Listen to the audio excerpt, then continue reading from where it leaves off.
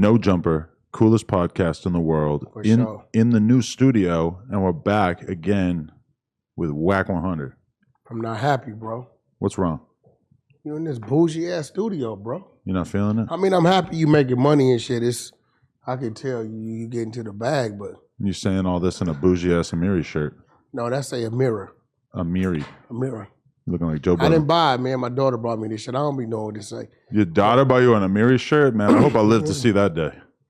I'm just saying, like, bro, we got this big ass studio. What happened to the pull-in 7 steps to table? You're not feeling it? I mean, it's cool, bro. I just got to get used to it's only one, you own some Jason Lee shit. Pause. No, that's the homie. Oh, no, but I mean, okay. His studio's nice like this one. Who? This one? Told him to set up. Okay. This, you got the nice. His setup's different. I was kind of getting used to having to shoot the mosquitoes with the salt gun, but now we got this clean spot, no mosquitoes. Yo, look at your AC ducts. They all new and shit. Yeah. You got your little crew, your little team. You know what I mean? No, I'm sad. You got the token black guy. I get that. That's for the tax breaks? You putting Kelvin in that bucket? I'm just saying. I mean, I only see one. I didn't even know he was black. You just broke the news to me. I like this place, though, man. You've been having a bunch of weirdos up here. I've been checking you out. We just got here yesterday. Well, wherever they've been going. Okay.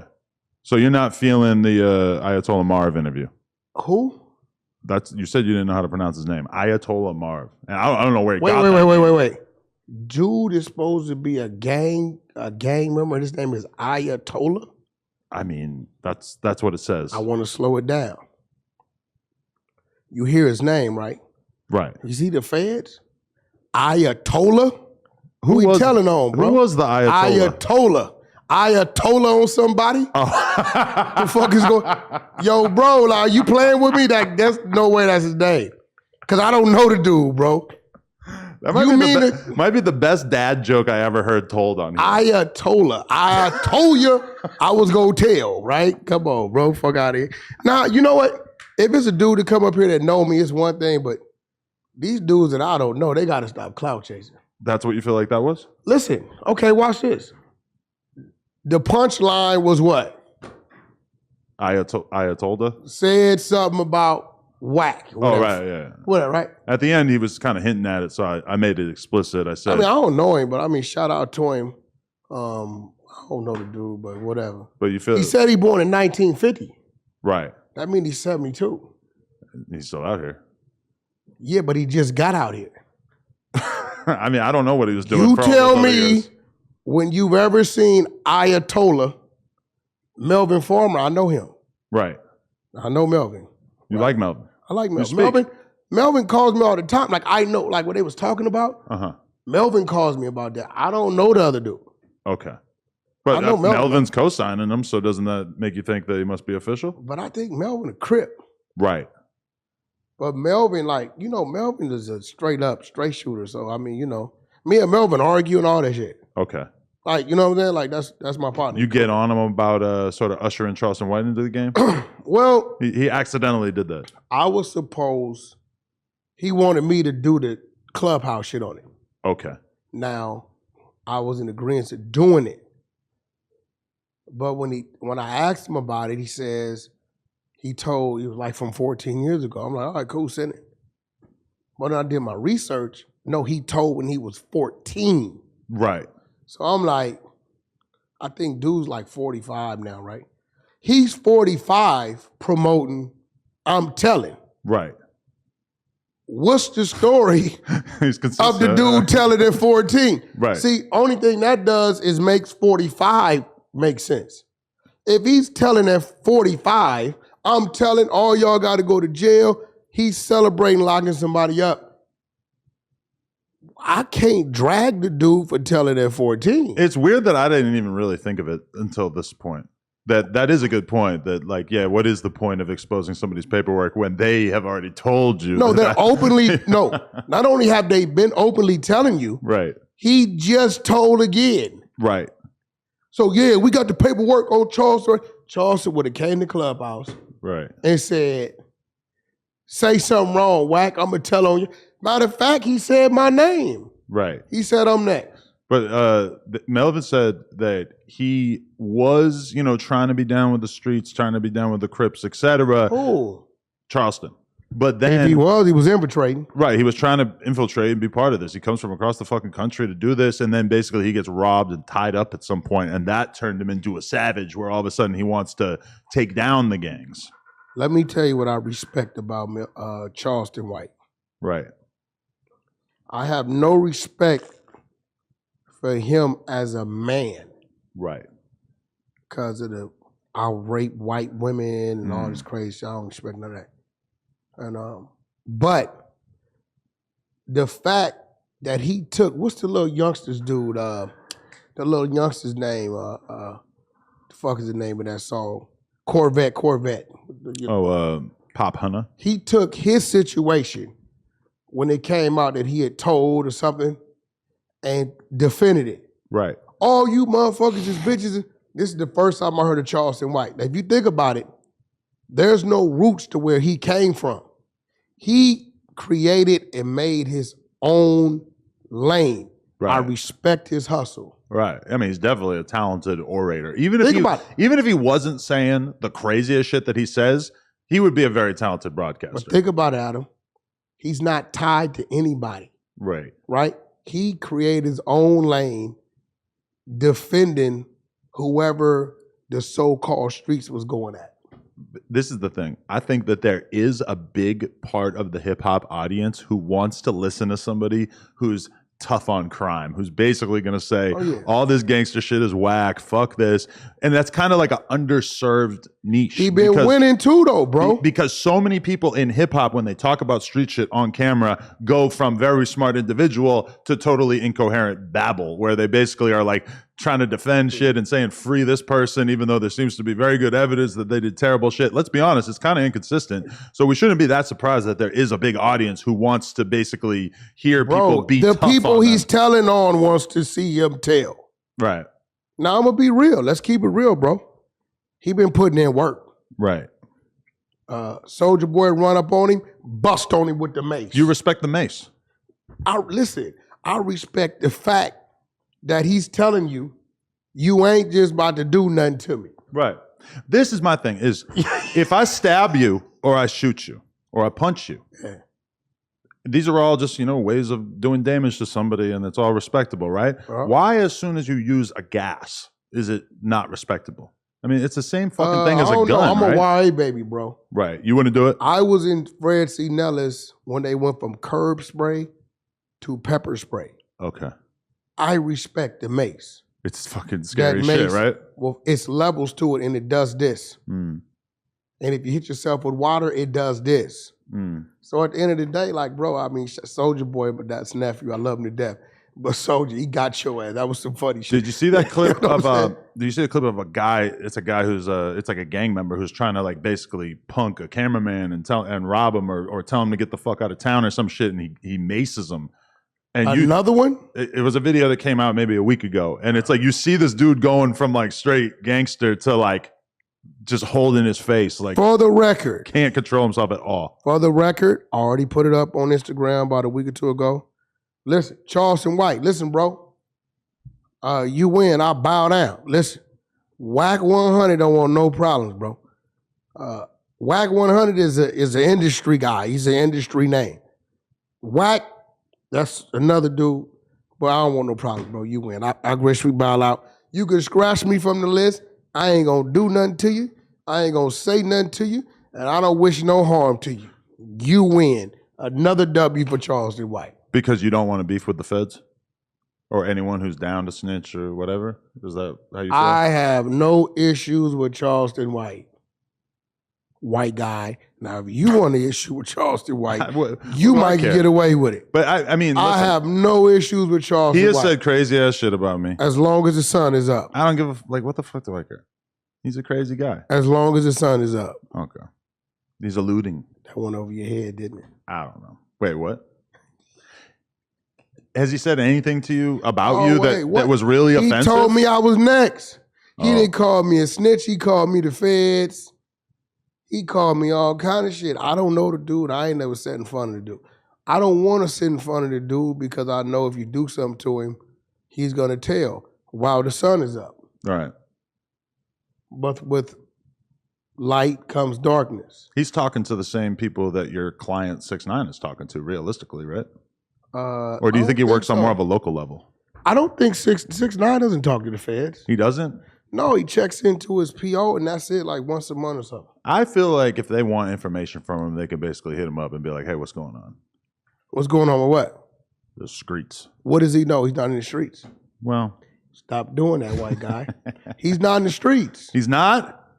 Where is he? What is he? But I seen him in the gas station clutching the blammy in his little fanny pack thing. You saw the blammy? Or did you see the clutch? So you're suggesting that your client was fake clutching? 6ix9ine does not ride around with firearms, brother. And he tried to say it was Lil Pump, trying to throw Lil Pump in the bullshit. What you mean?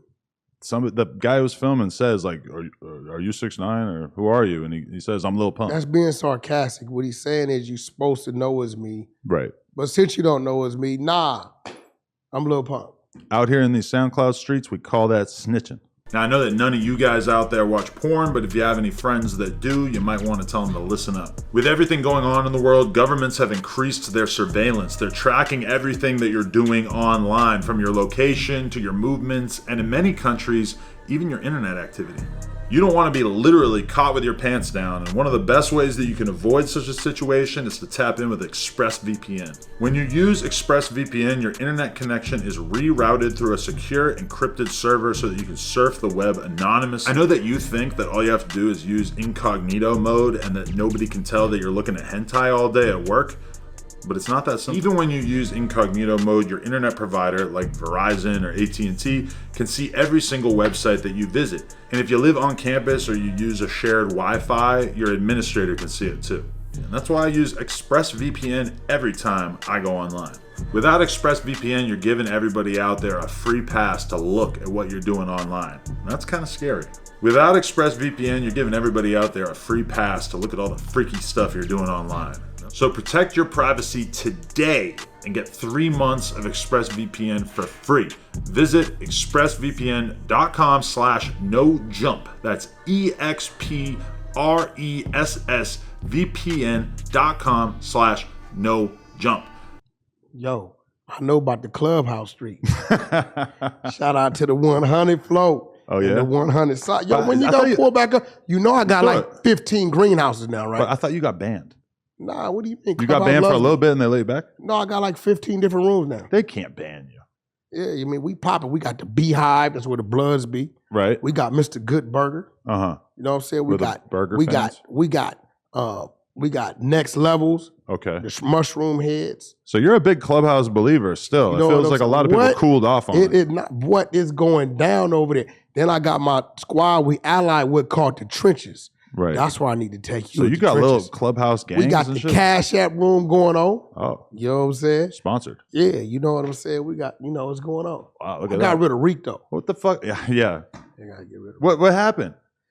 I don't know. Because there was one point where I thought he tried to kill himself because you said it on the podcast. All I said was he took a nosedive on the floor. You said he jumped head first off the 405, and I believed it.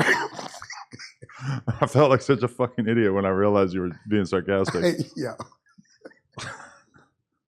Because when I first met him, I asked you, I'm like, you know a lot of people. It's very interesting to me that you would end up choosing a co-host who you didn't really know in real life that you met on Clubhouse. I met him on Clubhouse. Right. I got this one lady. She doing. I'm a mic. I don't know. Got this lady named R&B. She has a room on our side called Love and R&B.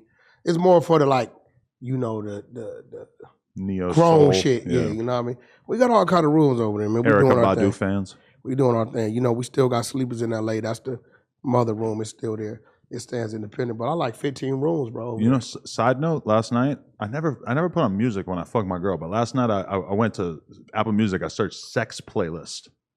And it came up with like an R&B playlist. I'm fucking my girl to Summer Walker. What? What? What you mean? I'm like listening to, R&B music. Banging you wasn't thinking about Summer Walker. I don't even know what she looks like, honestly. I don't either, man. Shout out to Summer Walker, bro. No, she's very talented, but I don't really know that much about her. Yeah. The only time I see her is in the media when she's beefing with London. The producer? Yeah, her ex. Yeah, good dude. I don't know much about all that, but so what's been going on? Any losses or any losses? any Never losses? that. We all got lost. We lose friends and shit. Yeah, my uncle died, but I mean, he was like 83, so 83. He's from the East Coast. Yeah. Was he like a Donald Trump supporter? Absolutely not. No? Hardcore Democrat. Oh. Worked in government his whole life. Oh, got you. I'm a Trump supporter. Yeah, I know. Yeah, how's that going? Man, I hope we get him back in. I see they raided the spot. You know, I told him 2 weeks ago to, Let me ask you clean something. that up. Do you think that it's important that we respect the integrity of our election and systems? Yo, we got a nigga in there right now. He don't even know. Remember, nigga shook his hands 2 minutes ago. Right, but he won the vote fair and square, right? Yeah, but like, we don't even know we got a president. Keep it real. No, I mean, does it feel like we have a president? I feel you, yeah. I feel you. The world we live in, we need Trump. It looks like he has been prematurely cryogenically frozen. But I can't vote for somebody who doesn't respect the outcome of the election. Free Young and Thug, actively man. tries to subvert it. Free Young Thug. It ain't looking good, but free Nephew, man. Yeah. How do you feel about seeing that situation unfold? And do you think there will be, apparently there will be more Ricos? It's been said by some prosecutors. Well, you got a and DA such. who's trying to follow in the footsteps of our vice president. Okay. Kamala Harris, who Yeah, put a lot of good men away. She was giving people 30, 40 years for weed and shit like that. So and laughing about it. And I believe this Awkward DA laugh. is from LA. Right. She's not even from, she ain't got no roots out there. Uh-huh. So, I mean, when you get in this music business, the only thing I can tell you, when you get in the music business, you're supposed to support the streets when it comes to music. Look out for your people to try to uplift them, maybe send them to school or something where they can take care of themselves. Mm. But you're not supposed to Frank Lucas and Yes. dive deeper into the street. Yeah, I mean, let's say that all this shit about Thug is true. I mean, like, when you think about that, somebody reaching the heights of music stardom and still, like, using their power to order murders and all this shit, like, I mean, how do you feel about that? Allegedly. I don't think Thug did any of that. Right, but hypothetically, somebody who did do that. I think they watching a lot of fucking movies, bro. Well, but really, isn't that realistically probably the lifestyle that they grew up around? Well, sometimes it is, sometimes it isn't. Right. When you give somebody, let's look at 6ix9ine. Mm. When you give somebody the authority because they have the money, not because they earned the authority, to say, hey, go do that to this guy, go do that to this guy, because he gave you a chain or, he gave you a couple grand, right? Then you got the wrong person. They playing with this shit like it's a game. When you get somebody that comes from that, we trying to get away from that, right? Right. Don't think that it's not problems out here in these streets. You ain't never heard a game sent somebody to go do this. Right. We deal with our shit totally different. We round table our problem, we deal with it. Sometimes we let our problems take care of themselves. Mm-hmm. You give it enough time, a person to get itself out the way. But they're already seeing people snitch in this whole thing. Oh no, 28 Does that surprise indicted, you? at least 18 are gonna snitch. Right. Those 18 gonna get another 20 or 30 arrested. Wow. Yeah, that's how it works. Why you think, you remember you used to hear me say, when I leave the West Coast, ain't no cripping of blood and politics with me? That's why. Do you think that a lot of people, so you're saying that you don't tap in with other gang members when you go to other none places? Of that. Right. I don't give a fuck what signs you throw up, what you is, what you ain't. That's your shit.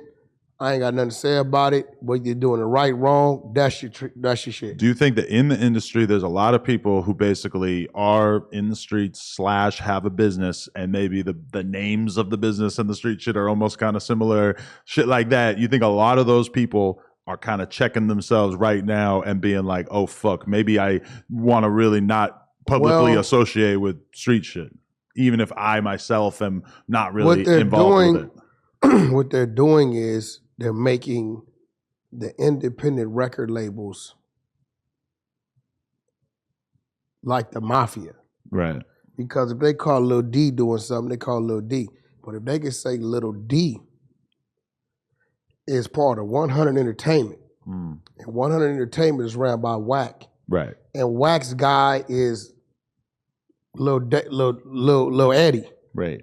and Lil D's up under Lil Eddie. They tying it all together the same way was John Gotti, this dude, the soldiers, the captains and all that, and they saying there's one criminal empire. So they took the EIN tax ID numbers and the name of that corporation and said, this is a gang, it's organized crime, and the things they're doing is for the betterment of the gang, which in turn is the label. Right. Because let's say I have an artist signed and completely unbeknownst to me, he goes and shoots some people. And then somehow maybe he raps about it. And maybe I have him signed, but I don't even really understand that he's rapping about it. Is it a pretty easy case to make? Because they could argue that that's for the betterment of No Jumper. No Jumper seems scary. He's kind of rapping about killing people. But they have to track your activity. Yeah, I would have to probably. You would have to be in the move with shit. Yeah. You know what I'm saying? It has to go up. Right. And they said, okay, Thug is John Gotti. And then this dude is this dude, and this dude is this dude, and these are the captains, and these are the underbosses, and these are the soldiers. Right. And then you got people in there saying, yeah, they paid me and I took my order from here. Now what they doing is fucked up, is they're charging on the state level. Right. Rico was designed for a federal thing. Right, it's a whole new wave. So even if it gets a little weak on that state level, the feds could reach down and pull it up. Right. That's what's going to be interesting to see. Damn. I hope it doesn't happen. You think that the Clubhouse Ricos are coming? They already arresting people from Clubhouse. Really? Threats and shit, people pulling up over there doing shit, yeah. I mean, Fetty Wap just got his 5 years. And I think part of what prompted him taking that deal was that he got caught up for flashing a pistol on Instagram Live and telling a fan he was going to kill him. What was his count? I thought it was drugs. Yeah, it was like drug trafficking shit. But then I think unrelated to that, a fan was talking shit, so he pulls out a gun on Instagram Live and threatens the guy on Instagram Live while he's on bail or however the fuck that works. That's another case. This is like a week ago. Yeah, but see, think about it. They probably told him, hey, we're going to fucking charge you with, terroristic threats or whatever the fuck they're going to charge you with. You should take a deal on this other thing. We'll let this go. I assume Here's that's the thing how about it played Fetty out, Wap's 5. Right. There's like, 20 people on that case? Uh-huh. I know he took 5 for a count, but have we seen what all his counts were? I'm not 100% sure. I'm not super tuned into that. I believe he's solid. I got a text from the homies over there, and they told me he took 5 for 1 count. Okay. Let's just hope everybody else who take their time says it was a clean 5 for 1 count. Right. So when you're dealing with these things, you can never be too sure. But what I know about Fetty, he always been solid. He got a solid team around him. How do you feel, or what's going on with your podcast? We did that first big episode, me, I ain't been in. I got like 5 episodes, bro. I ain't gonna lie, I ain't been in there. Yeah, what's going on? You're so committed to Clubhouse, and then I got caught up working this Game album. Okay. Fucking 30 tracks, bro. Right. 22 samples, 8 sub clearances in the 22. That's a lot of shit. We're still clearing shit. It was that big of a pain in the ass that you had to turn your back on podcasting. Yeah, I mean, that's not priority when it comes to game. Clearing samples is that much work. Serious. And why are you the one who has to do this? Isn't there somebody at the label? Or I guess it doesn't have a label? I got a sample clearance team. Oh. But you still got to be in there with them because they may say, yo, they want $40,000 for this. If you go in and replay it, we can get rid of this part of it, and 40 could go down to 18. Right. So I got to take that, give it to producers, replay it, make sure Game likes it, send it back to Jason Joshua, get the shit mixed, send it in. Was the Eminem diss your idea? No, that come from the mind of somebody who masterminded that. Okay. You know what I mean? That's 100% Game. Nobody could take no credit for that. Right. The beat, the structure of it. Only other guy I would give credit is Brian, our engineer. Right. But other than that, that's Game. I mean, I was against it.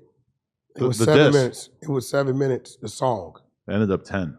I'll tell you how it ended up 10. Oh, Lord. I come in the studio, they play it. I'm like, yo, that shit's 7 minutes. Fuck you doing? Game says, too long? I said, yeah, man, that shit's way too long. You tripping. Streaming. The fuck you mean? And he's like, all right, come back a couple hours. I'll fix it. So I came back in a couple hours. He played it. The 7 minutes with the 10 minutes. He said, you still think it's too long? I said, nah, it's perfect. Point proven. I'm shut the fuck up. So, but he proved me wrong because that song, I believe, is like the #2 streaming song on the album. So Really? he was totally right. I was all the way wrong Okay. about the song. I didn't think it was going to stream. But do you support him creating Static with Eminem? Do you think that'll ultimately be good for his career? Well, I'm going to support anything that Game does. Right. I don't have none against fucking Eminem. I grew up on Eminem. But whatever Game does, I'm going to support it. How strongly do you think Game actually feels about the Eminem thing, though? You think he's just having fun with it, or you think he genuinely hates the guy? I don't think he hates him at all. I think he had a point he wanted to get across, and I think that's what it is. I can't tell you nobody that Game really hates. He has this list. Oh, really? Yeah, he says whenever the doctor tells him he has 6 months to live or something, he gonna go down the list. He killing everybody on the list. Lyrically? No, physically. He's gonna murder. He talks about it. He has his list. I don't know what names on the list. He got a list. When you see him, talk to him about real shit. Really? Yeah, he'll tell you. It kind of sounds like a crime. He don't give a fuck. 6 months to live. I guess you could just have a list. It's not like nobody can prove that you're gonna kill those people. No. I don't know where the list is at. Okay. I don't know where he keeps it. I don't know if I'm on the fucking list. I would hope not. Yeah. But he has a list, and he's been keeping, and he lets it be known. If the doctor ever tell him he got 6 months, a year to live, he's gonna get to the list. Wow. You feel like the album was a success overall? No, definitely. You got to remember, we got to work music different now. Or is it independent too? Well, not necessarily. We went through Virgin. Oh, okay. But I thought it was independent. the traditional way of doing things is over with. Remember, we would drop 2-3 singles before the album came out? Right. And then we would get that stream count for the first week. Uh-huh. This is why Coil Ray's numbers was low. Coil Ray was gold first week. Right. Overall. Right. She did like 10,000 the first week, right? Because No More Parties, those songs that had 100, 200, 300 million streams, she don't get the first week no more. She gets the overall. Right. So the first week numbers you're going to hear from a lot of people are going to be affected. The overall, like Easy's platinum already. Uh-huh. Right? Because we're like 150 million streams or some shit. Right. We're like 80, 90 million on Spotify, all throughout the platforms. So it's a long game. So now, instead of working it beforehand, you run into it, you drop it, and then you work it throughout. So you got like a 60 to 90 day time frame to drop your video. Notice the video came out a week after. Because everybody's first week sales are kind of trash lately. Because they no longer get the count from the previous singles they put out. Eminem did 44K first week. Bro, this is what I'm trying to tell you. Yeah. Now, and he usually sells insanely well. No, this is what I'm telling you. It's a different game. It's the long game. It's not you play for your over. If you're going to drop a single or two previously, that's for your overall count towards your recoup. But before, Cash Money was notorious for it. Album didn't come out till at least 3 singles got worked. Right. Now, if those 3 singles did a total combined of 1 billion streams, 700-800 million streams, it wasn't shit for them for 3 different singles, right? When that first week dropped, they got the credit. I don't give a fuck if those songs came out 6 months prior. They got the credit to those streams for the first week count. Right. Now that's over with. You're only gonna get a hard 7 days. You'll get the credit for those 3 songs for your overall count. Right. So the game has changed. Differently totally. So having the conversation of, so-and-so sold this much in 2018 versus this much in 2022, it's apples and oranges because you were able to do the merch bundles. Holla at me. Yeah, merch bundles. All that shit. DJ Khaled. A lot of cats didn't know. Niggas was getting album counts off a t-shirt. DJ Khaled was getting album sales. Game ain't never did no shit like that. You could. They're like encouraging you to order like a crate of energy drinks, and it would all count as album sales. Encourage you to order your crate. Not to say Khaled did it. It's my brother. Shout out to Cool. Shout out to Khaled. But there was some tricky things going on. Let's just say you got an artist.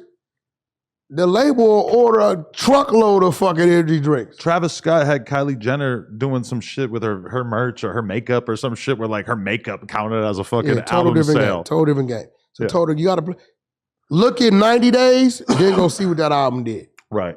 Then you'll know if the shit's a flop or not. It's a total different game. Right. What's life like being Public Enemy #1 of the Kardashian fans? Who, me? Yeah. I don't think they are. You think I am? Yeah, because you are like the silent villain in an episode of the reality show, right? I didn't see. I don't watch a lot of Well, TV. they're talking about the sex tape, and it's like it's pretty obvious they're referring to you. I think. Splash. Shout out to Ray J. Right.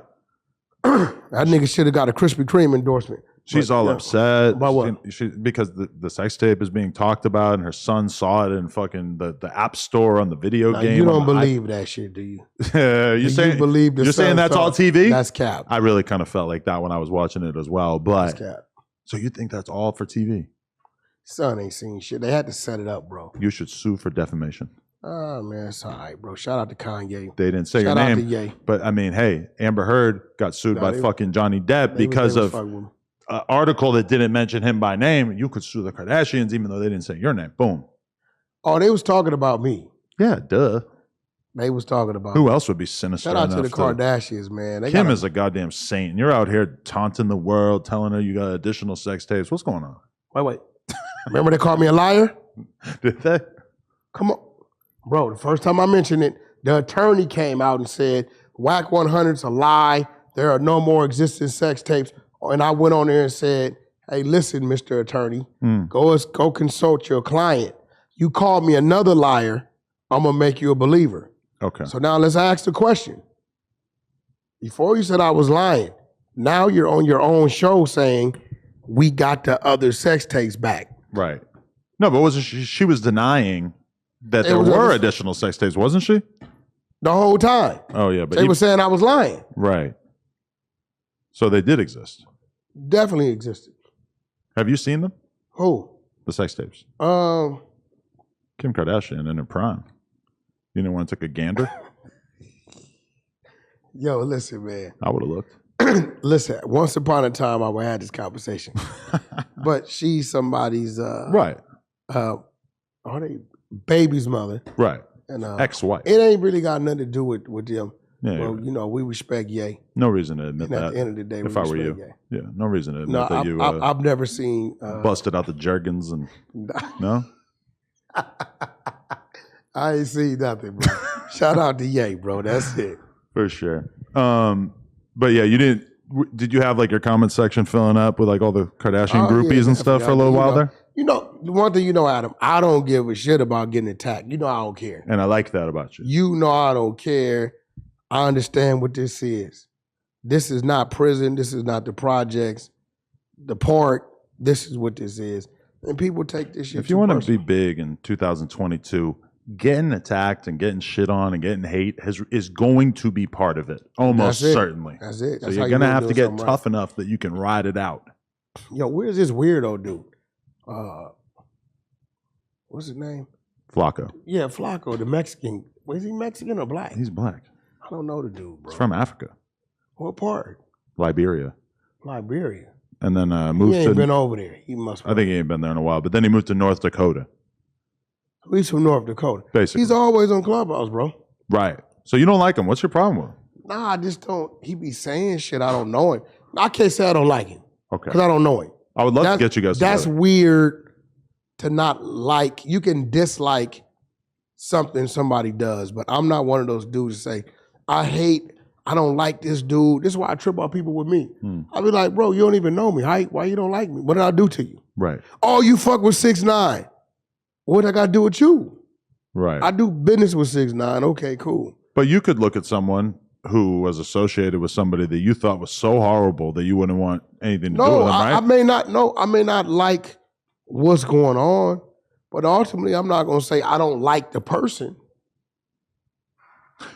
If you were kicking it with Hitler, and I hate to use the Hitler example because it's boring, but... Hitler was a gangster, regardless of what he did.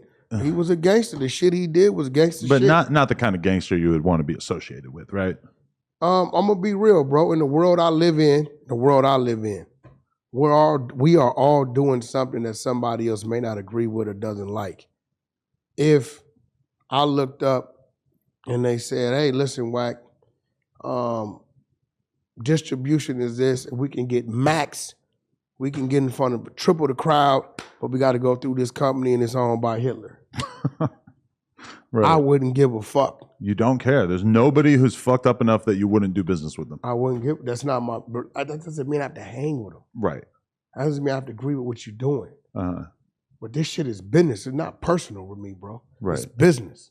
So if you find out that somebody you're doing business with kicks it with a child rapist on a consistent basis and doesn't say anything, and the guy's got babies tied up in his fucking dungeon in the back. That's a little different. Okay. At least we found something. I'm going to still do business with this person. Oh, Lord. But this person, me doing business with this person is to get closer to this person because they'll save them children. Wow. And probably rid the world of this person.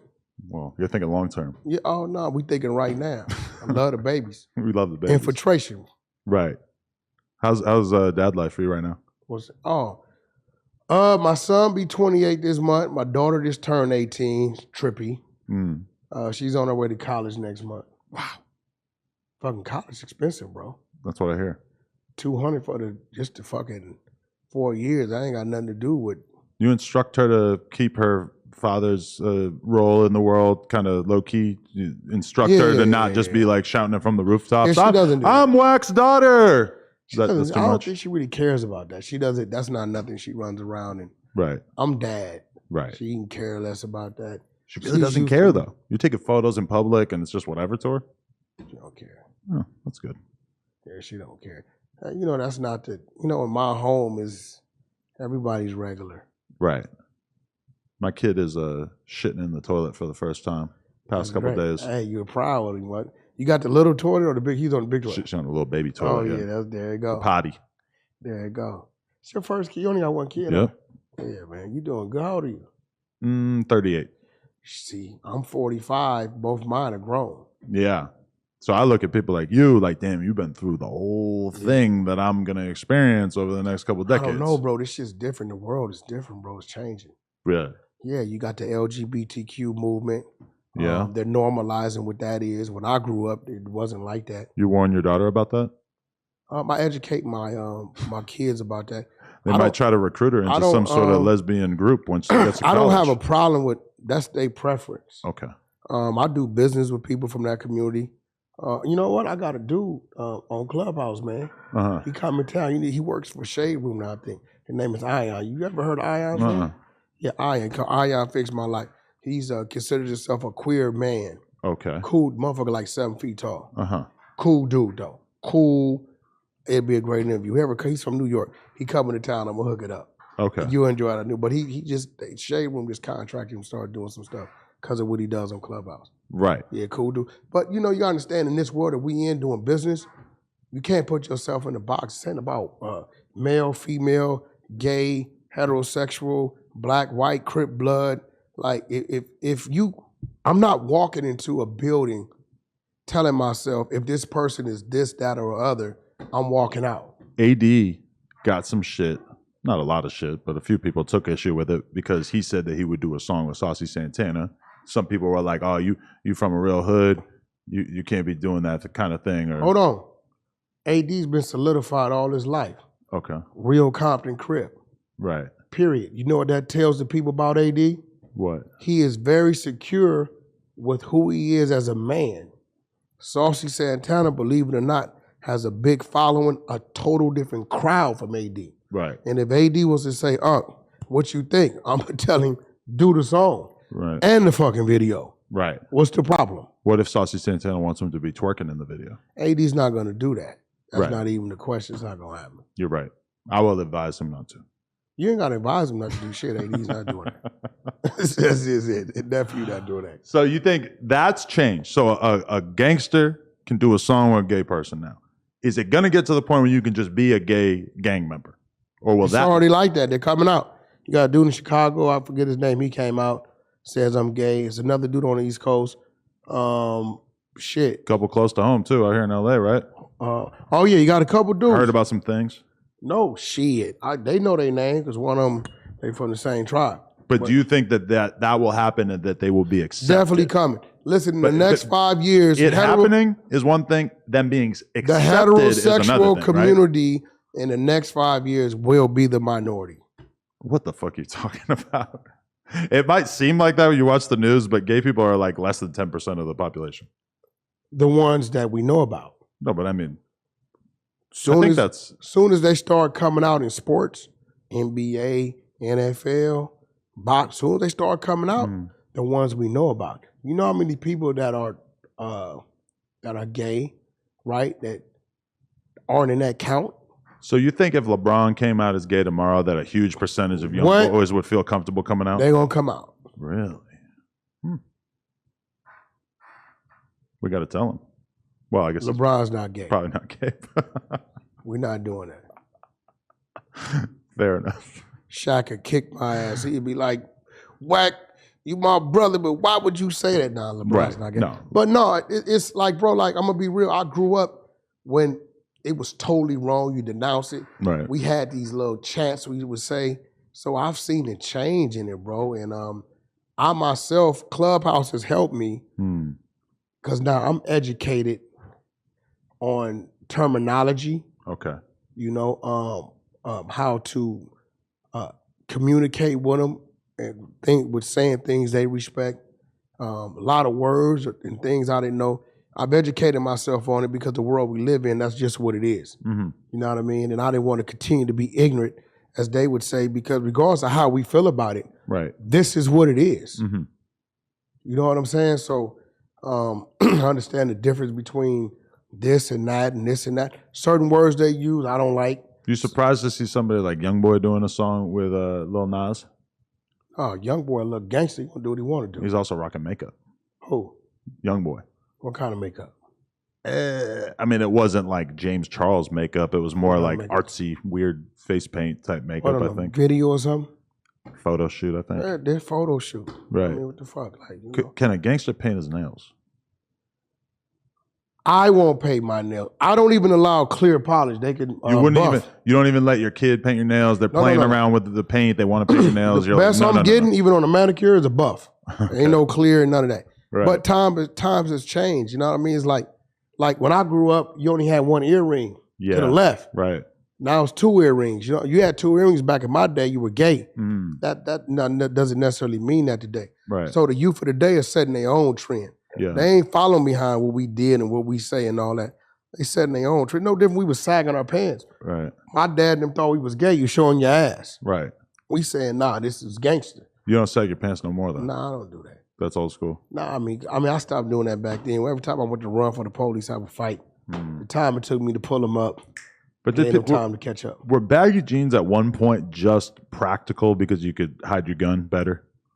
No, that was the look. That was fashion. That was the style. But back to Youngboy, like AD, he solidified with who he is. He gonna do what he want to do. When I see him do something, right, I don't label it like, oh, Youngboy's funny. Right. That's what Youngboy wanted to do. With certain people, unless you tell me he's kissing a man or he's saying it's his boyfriend or whatever it is, I'm gonna look at a young boy put on some makeup doing a photo shoot. That's business. I'm gonna look at that's business. Okay. A lot of people might say that you're kind of allowing business to justify everything, though. Business justifies business. The streets will never dictate my corporate business. It will never do it. So you've learned to separate the two. Been learning to separate it. Interesting. See, I gave the streets. The streets dictated a lot of my life. It came before my girlfriend, my kids, my education, my freedom. I gave the streets that. Right. I've done that. A lot of these kids talking, I did that before you was born. So nobody in the park or the garage who can't read or write, who's sleeping on their mama's couch, is gonna tell me how to conduct business on the 50th floor in that corporate building. That's not gonna happen. Interesting. Because if I'm thinking the way they're thinking, I end up on my mama's couch.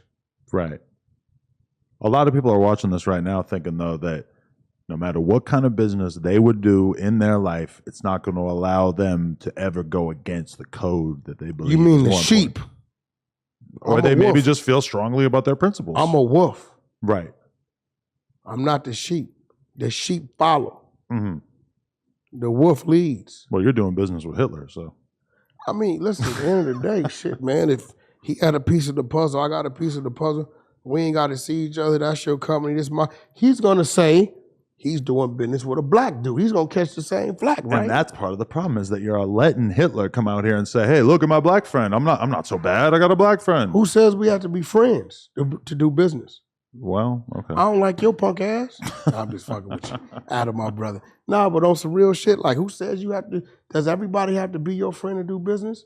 If somebody came and they said, like, say it's this dude, you know, whoever this fuck is dude, Arnold. You're like, yo, fuck on, I don't like nothing about that dude. And they say, hey, listen, Adam, we can take no jumper and we can send it to China and all these other regions. We can change the language, but it's gonna up your 300%. Mm-hmm. All right, cool. All right, how we gonna do that? It's just company such and such. It's owned by this dude Arnold. Is Arnold Hitler in this example? No, just whoever the fuck. Dude you don't like. Okay. Dude you don't like. You don't like this dude. Oh, I just don't like him. You don't like this motherfucker. You hate this motherfucker. Right. You're not seeing Arnold's company. Your product. You send it in. They're gonna do what they do. Your check comes back to you. That's it. Mm-hmm. Are you gonna say, nah, fuck that because it's Arnold? It really depends on what Arnold has done to make me hate him. If he's a little annoying, then no, I don't care. If he's Hitler, then probably I don't want to do business with him. Realistically, he probably wouldn't be in that position in the first place if he was Hitler in these modern times. Hitler's a real bad thing because shout out to my Jewish community. Right. You know, in the Holocaust. Trigger warning, we probably have upset many. No, for real though. Shout out to my Jewish community in the Holocaust. You know, I'm one of those dudes that I kind of keep up with the bullshit that happened. I don't condone or support none of that what happened with the Jewish community with the Jewish community. But I'm saying, like, if it was business and somebody said, well, Wack, this is what's going on, the company's owned by such and such, there's not a dude I gotta go in, take a picture with, shake his hand, fucking wrap my arm around him. It's a good chance I'm gonna let the business go through. Right. You take a picture with 6ix9ine though. Did I? I did take one with 6ix9ine. Only one. And the actor dude. What's the dude's name? I don't know. The dude got hit by the car or some shit. Plus, I forget his name. Dude from New York. We did take a picture in the Bahamas. Got hit by a car. Yo, look, you know what? Danny's Danny I know. Where's he at? He put one song out and then he ain't done shit since. He be out here this week, tomorrow. Oh, should send him over. If he comes out. Oh, I love that. Yeah. The Danny I know, bro, is you know, I've never had a gang conversation or a street conversation or a conversation about guns or women. Or, you know, every time I see him, he's with his girlfriend.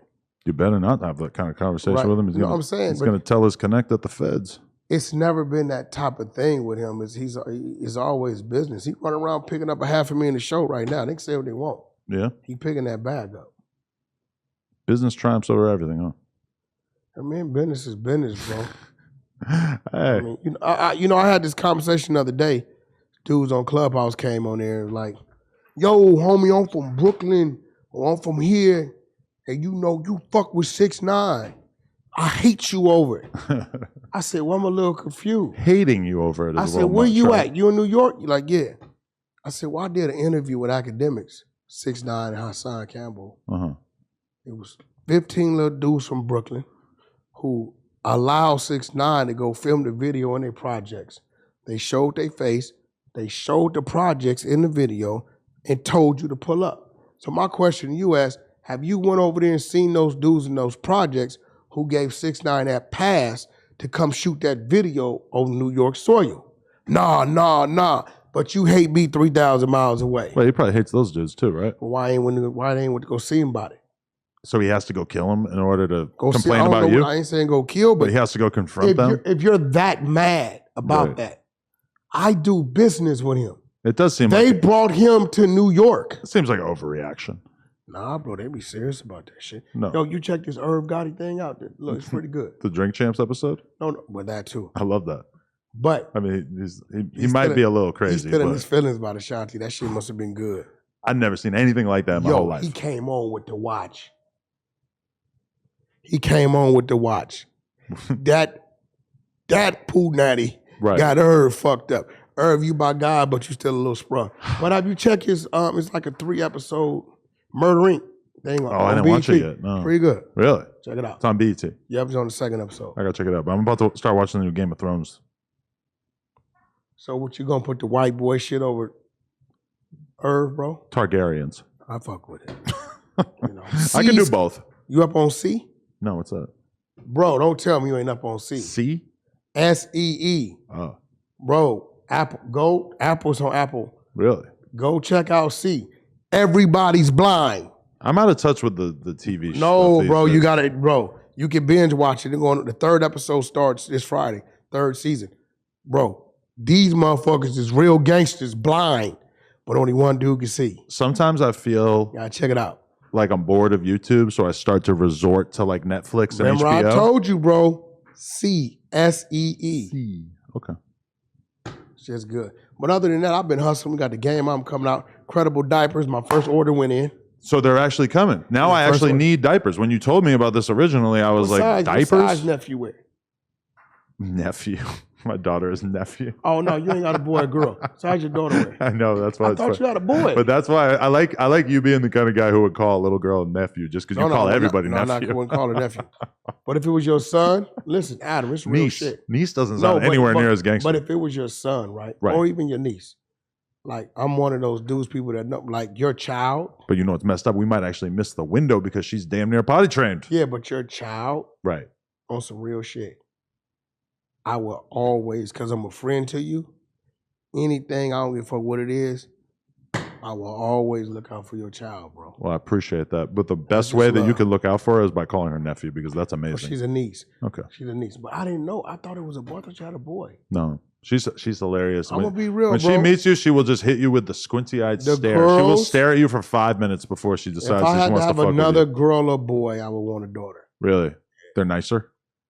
Sweeter? They love you more? You know, the boys get to a certain age, man, and they gone. Yeah. That's it. They gone. You know, the girls cling to you a little more. They go through their little era where it's just them and mom, like maybe like 13, about 17. Right. But they double back. So. Right. And they smarter. Well, I heard they're like less chaotic and destructive. They catch on faster. They're less likely to like destroy the living room than the boy, right? Oh, yeah.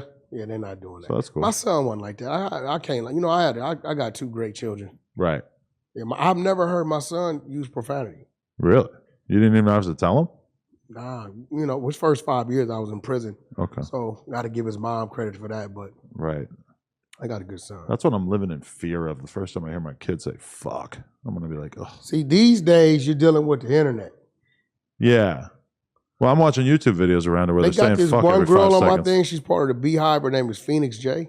Okay. Her son watches her, and if she puts the phone down, he'll pick up the phone, right? And say, mute up, fool. What's that? Like he'll talk in the phone because he watches what she's doing. Oh, yeah. If she's not paying attention. Right. But this is a little, he might be like 8 years old or something, 9. He's paying attention to what she's doing. My daughter's not even 2, and she takes my phone and just goes, hi. And I like don't even really talk on the phone. So by the time she's 4, she's going to know what's going on. Yeah. Yo, bro, let me ask you something. Uh-oh.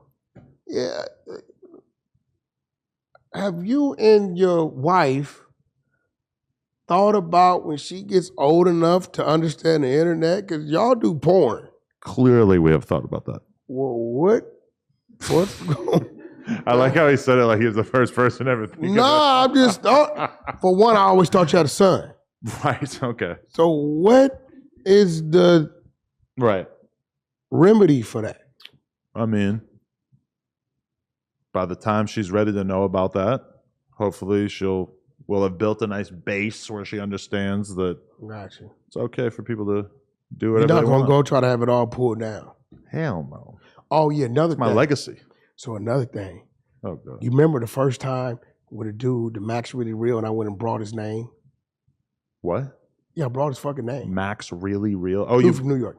Oh, okay. I would trademark his name, I brought his shit. Right. So I got this other dude, we called him Hamburger Chuck. Death for the Cloud Chaser. You're just making up names? No, it's real shit. I gotta tell you. Hamburger Chuck. So I went and trademarked Death for the Cloud Chaser and brought his green out. But whose name did you trademark? I fucking forget. Max Really Real. Was that really his name? Yeah, that's his name. You go check it. I own the shit. I'm the real Max Really Real. Okay. But Max being cool. I've been looking for him on Clubhouse. Max, pull up on me on Clubhouse, man. You did what I asked you to do. Okay. I'm gonna go ahead and get your name back. But now I got Death for the Cloud Chaser. Right. I trademarked it. I own the whole shit. Uh-huh. Right. So he was talking his little stuff. You know, but now me and my man Levels from the trenches, we're gonna do the merch, R&B design, Ebony design, and we got it going on. So I've been over there wreaking havoc. I got to bring you back on it. They always ask about you. Did we ever get an answer on what happened with Reek? Reek, business was coming his way. He was like trying to backdoor the business. Like he wasn't telling us. Really? You know, people want to come put their links up, you know what I mean? 2, 3, 4,000. And so he's supposed to bring that kind of thing to you? He's supposed to bring it to the table. Right. I split it with the room. Uh-huh. But he wasn't telling us. What else did Reek do, man? Reek was, I think what happened with Reek, as long as I had Reek, it was just a 100 show, it was great. I started to build and I got all these different rooms. And Reek was cool with us supporting him when he was in our main room.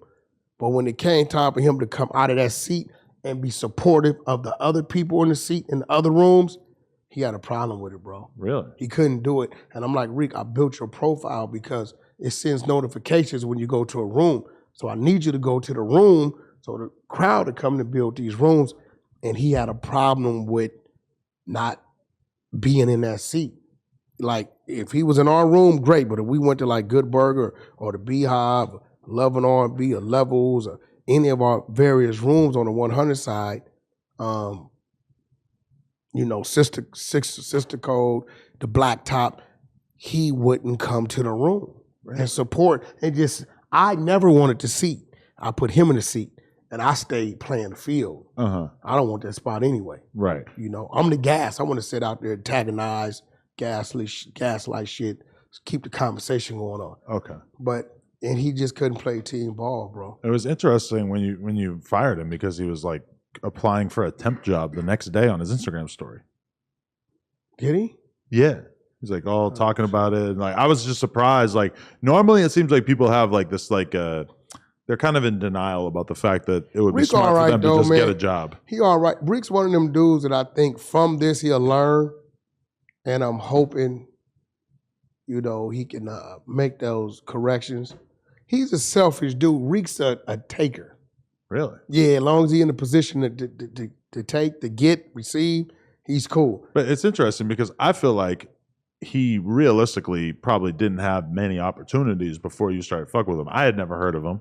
I mean, you kind of gave him all the opportunities, right? It's weird to think that he would be selfish with the opportunities when you kind of gave him all. You got some people out there like that. Game's the total opposite. Right.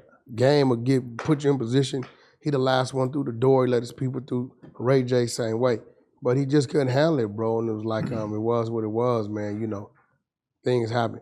I wish the best for him. Okay. You know what I mean? I still talk to him. He called me like once a week. Really? I give him some pointers, you know what I mean? You know, man got 5 children, man, so. But you don't think you're going to end up working together again?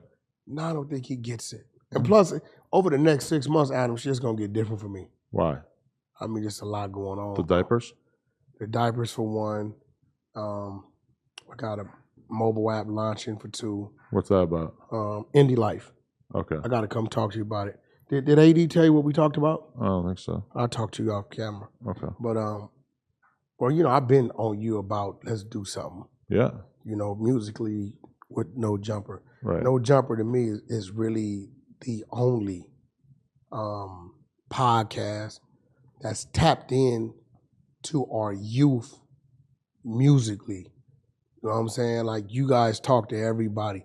Everybody else, if you ain't motherfucking Floyd Mayweather status, Chris Brown status, you can't really get to him. You know what I mean? But No Jumper, it symbolizes something else. It's a podcast. It can also be a concert venue.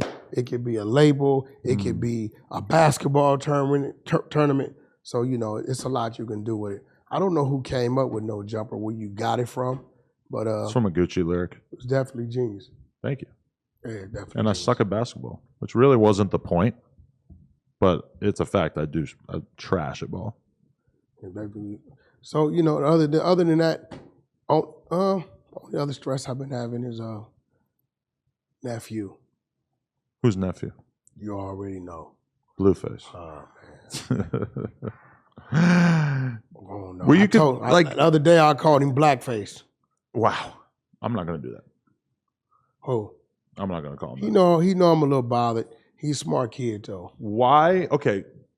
He denied even being in a relationship with her for a long time, right? Early on. Well, his definition of a relationship is totally different than ours. He was denying fucking her for a long time, I think, when he actually had, right? I ain't never been in the bedroom with him. I don't know. Right. But, I mean, How do you feel about their relationship? Do you think that there's hope? Do you think that she's too toxic? What do you think it is? I think if that's not done with, somebody's going to end up someplace. Somebody's going to end up another place. Right. It's not because of him. He's a real calm, cool, and collective young man. Right. But everybody has a limit, and I'm scared. Who she is today is who she came in the door as. We can't take that from her. Right. She didn't turn into that. That's who she was. I mean, he got her into his life basically because she was like she might do some crazy shit on camera, remember, right? She was the first season in the fucking thing. So that's her. She's like 15. He brought her on the box. She 15, 16 in the head, but she ain't that because I watched Weezy mark her ass out. Okay. The skinny, tall chick. She ain't want none of them problems. Right. Right. So I can't say she's changed up. Right. I believe sis was there. Was you there first season? 2? Right. Yeah, she didn't want to fuck with Weezy. Right. But I think he thought he saw some talent and he thought he can, like women think they could change a man. Right. He thought he could maybe tame her, calm her down, and get to the business. And you know what? He might have been barking up the right tree, but looking at it, there's a relationship there. So I think maybe that added more fuel to the fire. I mean, if she, like literally 2 weekends in a row, she attacked him in public. Maybe we lost $1.2 million on the first from the boxing match? Yeah. That's how much you thought that you were going to be taken in for? No, I know what the fuck he was getting paid. I did the contracts. The minute he stepped into the ring, right, the second contract was already activated. That's a big fight, too. KSI fight. We had KSI, and then January we had another one. Right. Which I didn't want to tell him about because I wanted his mind on the KSI fight. And that had nothing to do with the sponsorships that was being negotiated. You know what I'm saying? I was actually honestly pretty surprised that him getting into a little scrap with his girl was enough to get him taken off a boxing Wasn't card. any arrest. I mean, that domestic. Right. No arrest. It's not like she got fucking black eye. That happened at 3 a.m. By 10:30 that morning, I had it on my email. Wow. Was he bummed? You know that dude he ain't affected. He was like, well, never touched the money anyway, oh well. Right.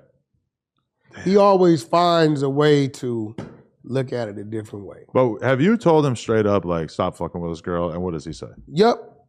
And he looks at me, don't say too much. So our equal medium is just don't bring her around the business. Okay. Can't tell him what to do with his personal. Right. For her sake and his sake, her family and his family. He's a father too. She has like 10 or 11 brothers and sisters. I think they should like kind of go their own way before it goes too far. There's been a bunch of times where they got into some drama or fight bad enough that I came on the podcast and I was basically like, bro, he's got to be done with her. And then boom, he's back with her. It's the next morning. You think that he's just going to let go at some point and it just seems like he's hooked. Yeah, the next morning. I don't know, bro. Yeah. I don't know. He just had another child. But you're right, though. It's crazy because I look at him and I see him as a guy who seems like a pretty chill guy who's being responsible with his money and his fame. And he likes living his nice, cool life in the mansion and everything. Granted, he's doing the reality show with all these girls. So apparently he does like some chaos around him. Mm-hmm. But I'm surprised that he's so drawn to having such a chaotic person as his girlfriend. Yeah, I don't know what it is, bro. And like, at the end of the day, it ain't for me to know. You know, all I can do is advise him on what I see. And the flip side of it is support him, give him his space so he can live, but be close enough that if he fall, I can catch him. Right. I mean, when I was watching them like all beat each other's family members up outside in his driveway, crazy. Having been to his house. Dude divorced her, bro. The sister's husband. The one that was like unconscious. Yeah. Yeah, when he came to, he like, nah, you put me in a bad situation. And then he saw the video with her like clowning and shit when he was out. Dude was knocked out like 12, 13 minutes, bro. You know, I'm surprised his brain, you know, that long out like that is a problem. He divorced her. He divorced the sister. I'm out. Oh my God. I wish Blueface had a little of him in him. Me too. All I can think about is those neighbors because he's at like it's like a little cul-de-sac. They got footage. All the neighbors across the street. I'm like, what are those people thinking? They worked their whole life to live in this nice neighborhood and have a nice little family here. They got this war going on in the driveway. Here come Blueface with a blue a blue camouflage house. It probably looked, yeah. And even I was thinking that about the neighbors, even when it was just a camouflage house. I ain't gonna blame him for that. I did that. You did that? I did that. What the fuck? Well, I knew the house was gonna be like this. It was just a place for work. Right. That's like his second house for the mayhem. Yeah, that shit was that. Don't nobody live there. Right. You can't. It's too exposed. You know that. He made that clear to me even the first time I went there. He's like, I do not live here. This is just for the bullshit. That's it. Right. Do you regret? Actually, no. Before I ask that, I want to ask this. So, I just went on Joe Budden's podcast. It's not out yet. You are wearing a Joe Budden shirt. Just elephant in the room.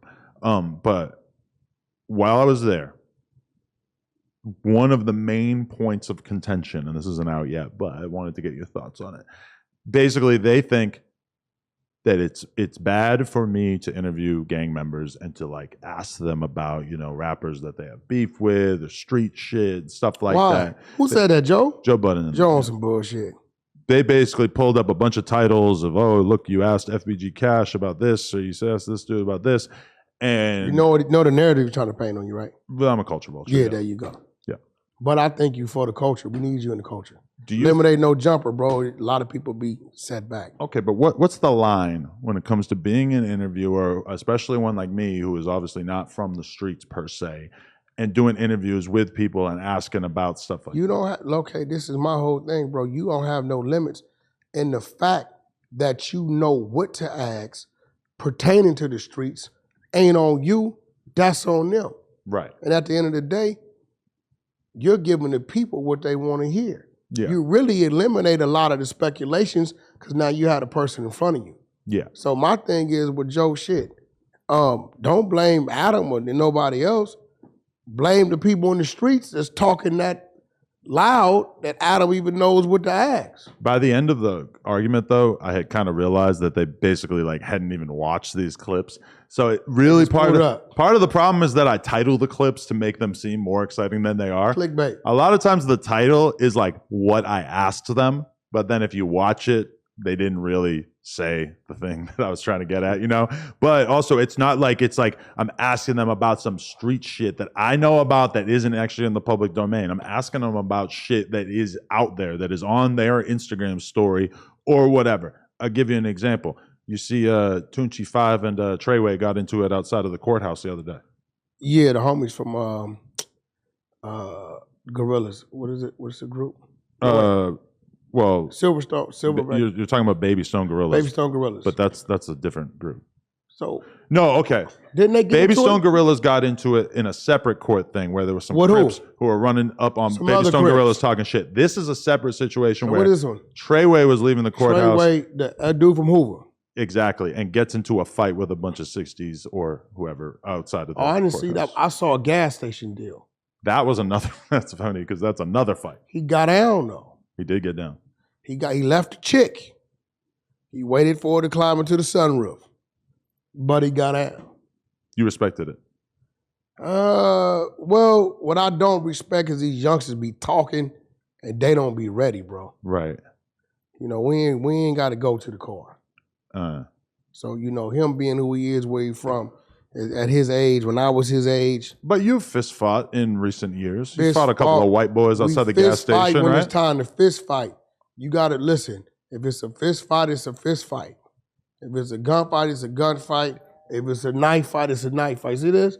We stay ready now. We got to stay ready. I'm an older dude, and we was like that. You got a little knife? I keep that on me. Youngsters, all old dudes, keep a blade. We'll jig your ass up. That's just what it is, right? But what I'm saying is I respect it. He got out, he didn't run. He didn't leave his car and leave, and run across the street. But dude, it's the second incident. So what happened at the court? They rushed him in the courtroom? No, it was like outside. And I mean, the videos were kind of all over the place. You couldn't really tell what was happening. But there's one clip of Treyway just sort of swinging on a dude. I don't know who it was exactly, but he's just wildly pounding on the floor. It was a pretty crazy clip. And then the other clip that... I just signed an artist from Hoover. Who? He's back there. Oh, yeah. He's from 107. Oh, okay. They call it Salos. No, but so the other clip that got people talking was, Tunchi 5.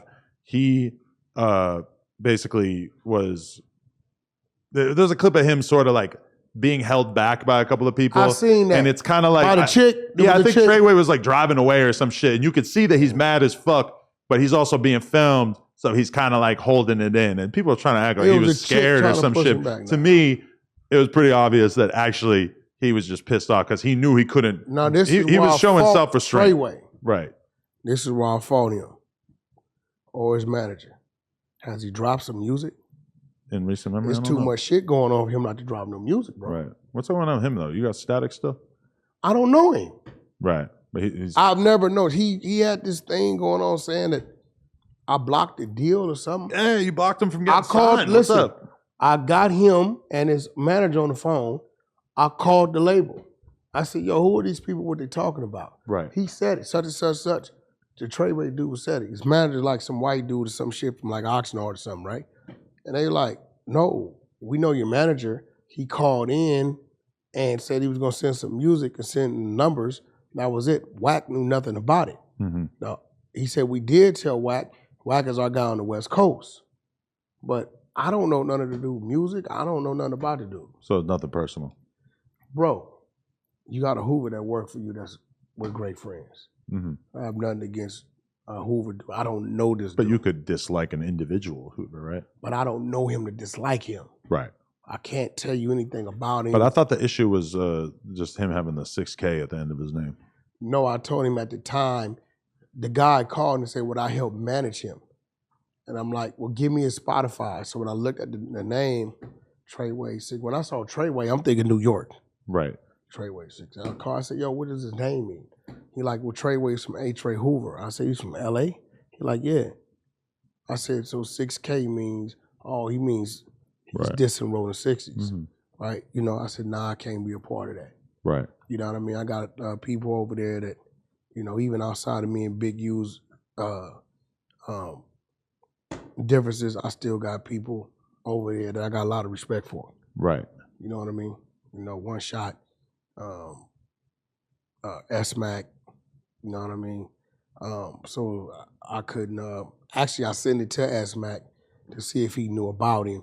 A screen she said he didn't know about him. Okay. But I couldn't, I wasn't gonna do that. Right. East Coasters, I got a lot of East Coasters I do, but if a dude name is such and such and there's something killer at the end of it, I can't work with it. Okay. And now I'm not calling you a hypocrite or anything, but didn't we just have this conversation about how you couldn't work with?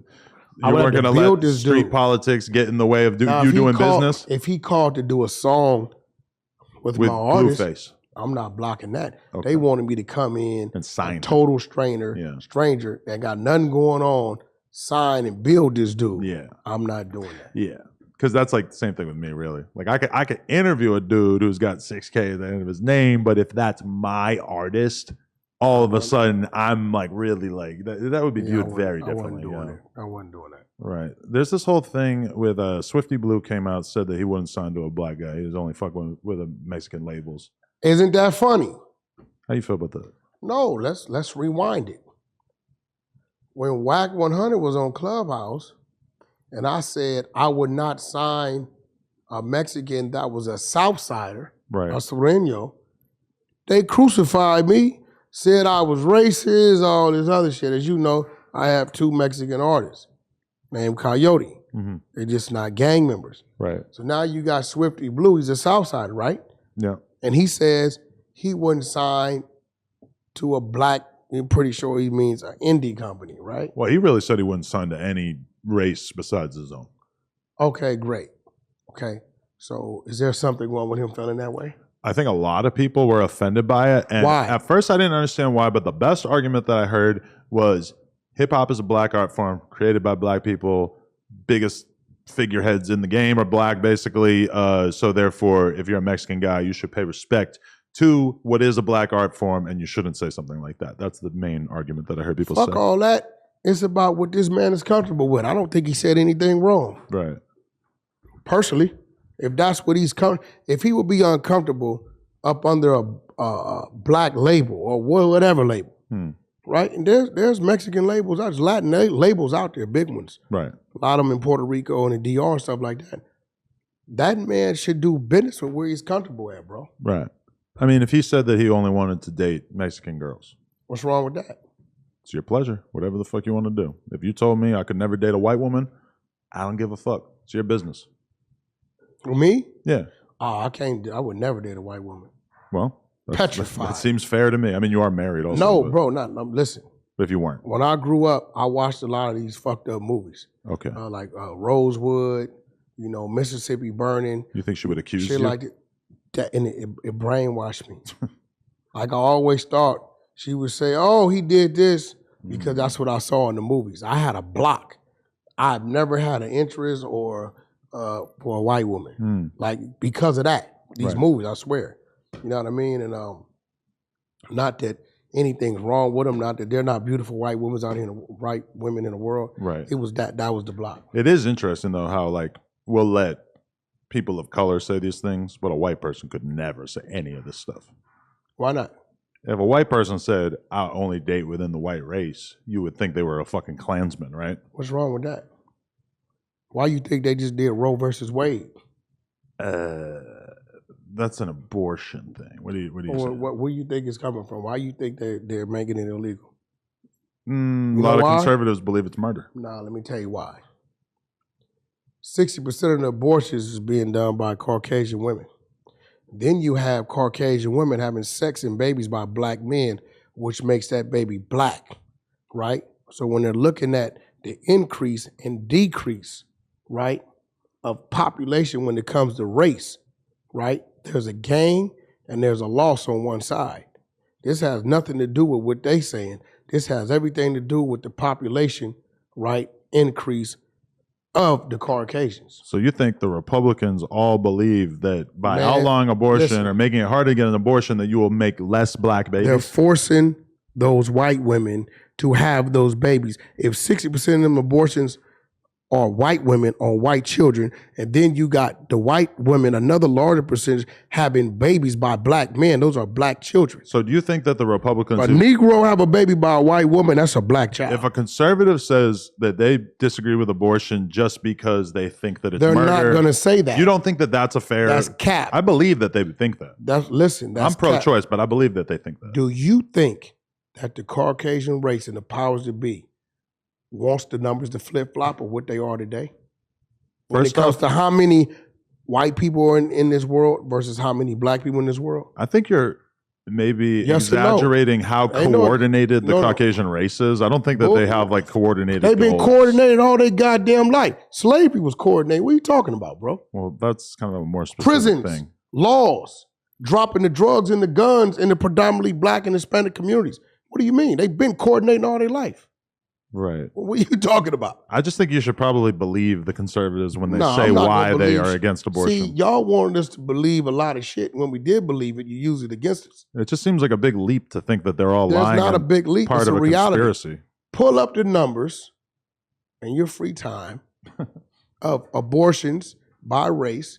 Pull up the numbers of the interracial marriages, right? Because remember, them black children. White woman, black man, that's a black child. White man, black woman, it's a black child. So that counts coming to us. Then the majority of abortions being done by white people. You know, it's a lot of misconceptions when it comes to white people, bro. What do you mean? Like even with welfare. You know, they make it look like it's all the black people, Hispanics is doing bad, but it's more white people on welfare than any other race. Well, there's a lot more white people in America. There you go. I tricked you into saying it. Well, and it's true. No, because I had to get it out of you. There is. Okay, there's more what? We're still a majority in this country. And they want to keep that. I just asked you a second ago, do you think they want to flip-flop to where they're saying there's more black people in America than white people? Who is they? What do you mean, they? Your people. I don't think my people are as coordinated as you think we are. They've been coordinated all our life. I myself know nothing about any sort of like when eugenics, they put them people on that policies. When they put them people on that ship and brought them over and took them from there and sold them and took them to this plantation and that plantation and put them in those outhouses and put them in those fields, was that not coordination? Yeah, but I think they were coordinating for inexpensive labor. Listen, right? These laws that it was an economic choice. As cruel as it was. A man could go fraud a person for $300 million, right? Okay. A white man. This is white crime. A lot of this is white collar, so I call it white collar crime. $300 million and get a slap on the wrist, Camp Snoopy, 12 to 24 months. Yeah. You catch a black man or a Hispanic in the ghetto with a $20 crack rock. Yeah. And he getting 5 years. No, you're That's right. coordinated, brother. You're right. Well, I don't know if it's coordinated, but it's definitely unfair. It's coordinated. Okay. It's coordinated. So, see, you doing what Trump do. I thought you said when a Trump supporter. That's the type of shit Trump do. That's why I respect Trump, because I know what he is and he stands up for What his am I people. doing that Trump does? You fake not standing up for your people, but you fake want to camouflage what you know that they're doing. I just don't think it's as coordinated as you're assuming. Shout out to the Muslims and the Israelite brothers who came to the 100 show, who had their little duel. We looking forward to it again. Had a little battle with the Israelite brother Hebrews. You were arguing with them? No, they were going at each other. It's crazy. Oh, I used to live in an apartment building in Koreatown, and they'd be standing outside yelling about white people all the time. Nah, my I brother. still don't really know what the hell their whole policy is, but Yeah. you're not converting? Who, me? Yeah. Nah, I don't really have a faith. Okay. Me neither. I take things from each individual religion and I kind of apply it to the life I want to live. I believe in the creator, superior being, but I'm not going to call it this, that, or that. What would it take for you to let that go? Believing in a higher power?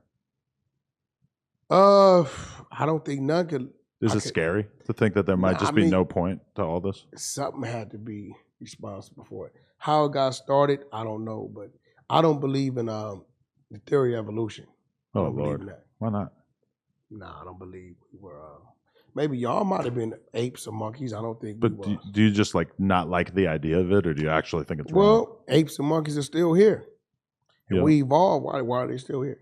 I mean, that's not really And how why evolution aren't works. they evolving while they're here?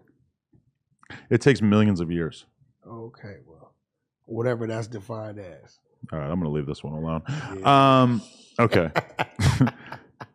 Do you regret your brief friendship with Hassan Campbell? I was actually trying to help the dude. I mean, I didn't really know him. 6ix9ine had told me to check him out. Right. And Akademiks. But I can't really be mad at the dude, because you got a dude that he's in a box. He's scared to leave New York. He won't go out and travel. Everything about what he's talking about comes from what he sees here. He doesn't do what you do or what I do, other people do, Gillian Wallow or nobody, Jason Lee. So, he got to get it as it comes on some real shit. I think he thought he didn't know how savage I was. But you felt close to him for a little bit there. I was, we was talking. I was trying to help him strategize. Thought he was going to come out, show him a few things, because he had told me he don't leave New York. But you were talking to him about all kinds of things that you realistically probably didn't want the world to know. You didn't think he was going to be recording you, right? Well, I didn't think he was going to be recording me. I don't give a fuck if they did know. Like, you'd have asked me. You don't hit me up and tell me secret Illuminati shit like that. What's Illuminati? Just I know secretive information. I know what Numinati is. Yeah. You know Newman from Seinfeld? It's Numinati. It's a label. Shout out to Game. And a portly postman. You know what I'm saying? But I don't know what the Illuminati is. I don't believe in that shit. Okay, well, not literally the Illuminati, but you might know about it. you have this treasure trove of secretive videos, right? You're part of these little secret No, I am not. Organizations. No. Oh, okay. Oh, you're going to hit me with the Freemason stuff? No. Well, not Freemason. Every interview I do now, I have to do a little segue where I explain that I'm not part of Shout out to my brother King Yo. He's a Mason. Okay, Al Pittman. See, there's I know some Masons. another guy I don't know because I'm not a Freemason. You know what I'm saying? I know some Bistro? Masons. Don't know him. Bistro. Good dude. B-stroke? Bistro. T-Rex. Bistro. T-Rail, they call him T-Rex. I think T-Rail knows Bistro. Oh, I got to tap in. I don't know. Okay, but do you regret the brief friendship with Hassan? No, I don't, because I think everything happens for a reason. And believe it or not, the transition where I'm at with my life, that situation pushed me to push certain things out of my life. Right. That I don't need in my life right now because of what I'm transitioning to. Shit about to get different. Life's about to get different for me. And seeing what's going on in the world with these indictments and things that I know and things that certain people are tied to, is probably a better situation because I'm away from it. A lot of people in the streets, right, who previously might have fucked with you, all of a sudden decided that they were not a Wack100 supporter after that whole exchange, right? What was that? A lot? I'm not sure. Maybe not a lot, but some. I might have lost maybe 2-3 people, but these are people that we was associates. Right. Like I didn't lose no plugs or lose no business. A lot of their business was going through me anyway. So, they might have been brothers and friends at one time, but, It's not like I lost a contract or some shit like that. Well, what about the Game song with Nipsey? Well, let me ask you. That was kind of trickle down effect, right? No, I can't say that. Well, let me ask you because we covered this the last time. Right. You said you was gonna do your research, and I also issued an apology. I didn't really know what I was apologizing for. I was just apologizing if I might have said something because I really didn't know what I said. You ever heard me disrespect Nipsey? Disrespect. I'm asking, bro. I mean, there's varying degrees to disrespect, but talk about it. Don't bite. Well, actually, yeah. I mean, on this podcast, a little bit. Period. On this recorded calls with Hassan, yeah, sounded a little disrespectful. I think that's fair to say. What did I say disrespectful? Well, the stuff about the alleged tape and everything. Nothing's alleged with me. Okay. You want to put your money up? Nope. Okay. I got this saying: the truth is never considered disrespect, and what one man does is what he wanted to do, right? Some may say, man, fucking Adam, he be disrespecting his wife, doing these fucking sex scenes with her. That's what you want to do, right? Oh, yeah. You don't see it as disrespect. No. Right? Only plugtalk.com. Right? Now, this is the difference. If you hid the fact that you and your wife did that, and somebody said, Adam does this with his wife, it would be a whole nother conversation. Right. The fact that yours is not hid, people don't see it that way. The only reason why people are saying that about this situation is because it's hid. It's hidden. It's tucked. And it really isn't because the participants are walking around. But I mean, yeah, that assuming that this was a real thing. There's no assumption, brother. People are mad at you because you kind of brought it to light, even though you did so accidentally. I didn't bring it to light. Right. I was having the same conversation I had with him, I had with people from his tribe. This ain't no fucking secret. But so Game doesn't resent you for you basically that whole thing kind of being the reason why. Here goes with a disrespect. Now that's disrespectful. What? Because Game's relationship with Nipsey has always been solid. Without Game, that dude's career would have been stagnated and wouldn't have the push off that it had. Right? That tour he took him on, that light he shed on him, influenced him people to get that man that deal. Game took a Lamborghini and drove it around here, Nipsey Crip Blue, and put Crenshaw on one side, a direct what Paul Ruse would take as a disrespect, but because that was a representation of his homeboy, right? He didn't care what none of us thought. Crenshaw on one side, this man from Bompton, Cedar Block, Paul Roof for real, and his name on the other side, right? Drove around here, always represented Nip, put Nip on a lot of various mixtapes. So now the disrespect comes from Black Sam the Game. I didn't get the song done, he did. Right. And Game had gifted that whole song, royalties, publishing, everything about the song to Nipsey's children. Why did it happen after the album came out? Why wasn't it an issue beforehand? You gotta talk to Sam. Oh, maybe they had. We put 30 records on there, bro. It ain't like it broke the camel's back. That song was going to be owned by Nipsey's estate. None of the proceeds of royalties was coming back to us. Right. The label side was even going to sign off on that. So at the end of the day, that was a gesture of respect from Game to Nip. So, wherever Black Sam is at, what he's on, mentally, I don't know. Interesting. Yeah. What about the Youngboy feature? He thought it was a swap, and then they wanted to charge? I don't even think Youngboy knew about it. Really? I got a call from Birdman the other day about it. Really? So it might come back. Oh, really? I think Youngboy's team, just doing their day-to-day business, sent the invoice to the label, and we didn't have time to do the back and forth. Then there was a demand on there and a certain time limit. And, I just told him, look, till I talk to Nephew, we'll swap it out for the original Game version, them on both verses. If it comes back, we'll throw it back on as a remix. But I think it's going to come back. Because Game said he never paid for a verse. No, that's not what he does. He swaps with everybody. That's pretty interesting. No, it's not. Well, I mean, it's interesting in light of the fact that we just found out Meg Thee Stallion paid Future $250,000 for a verse. Are you comparing Meg Thee Stallion to the Game? No. You don't do that. That'd be disrespectful. None against Meg. But we would have thought that Meg and Future were kind of, sort of like, not on the same level, but close enough that they would probably swap. You're comparing Meg and Future? Apparently, I should not. But I would have thought they might be on swap level. I would say Future could have said, I'll do this, but I need 2 from you. Right. It would have been fair. Okay. He could have done that. But he did it the way he did it. And you know, what comes around goes around. You know, he gonna fuck around and need Meg for something, she gonna charge him $500. Also, like, maybe they don't have a personal relationship. If you hit up the management's gonna ask for whatever the fuck they can get, right? Because the management getting paid off that number. If you got They're a not relationship, getting paid off a swap. if you ask the person, it's much more likely they're gonna be like, yeah, I'll hop in the booth for you. And that's what it is with Game on the majority of his feature work. Game's on the phone. Yeah. Because his features, like when he said they had never paid for a verse, I would have, I guess, assumed you dealing that. with real niggas, Ross and them niggas is He has features from like the biggest artists. You dealing with cats to where when they came in, Game was who he was. Sure. And if they asked Game for it, I have never made any money off a Game verse when it came to another mainstream artist. Right. Never send the invoice in. Wow. You know what I'm saying? It's never happened. Real shit. Real shit. He doesn't do that. You like? And then this ain't even nothing against Young, but I think he's gonna get worked out. Did you see the Game interview I did? No, I haven't watched it. He did it. Classic. I took him to do something at Spotify that same day, I believe. Classic. Yeah. He pulled up Dolo in the truck. Yeah. Great guy interview. Amazing interview. He even said it during the interview that I got a side out of him that people don't normally get. He's laughing, fucking around. Yeah.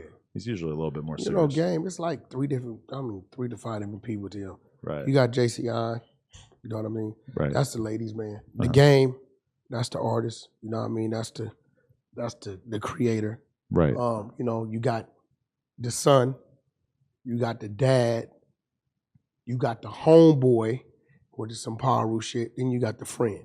Then you got the giving guy, the guy that make $500,000 and give it away to, you know, these people because they got something going on. So right. Dude got a big heart, bro.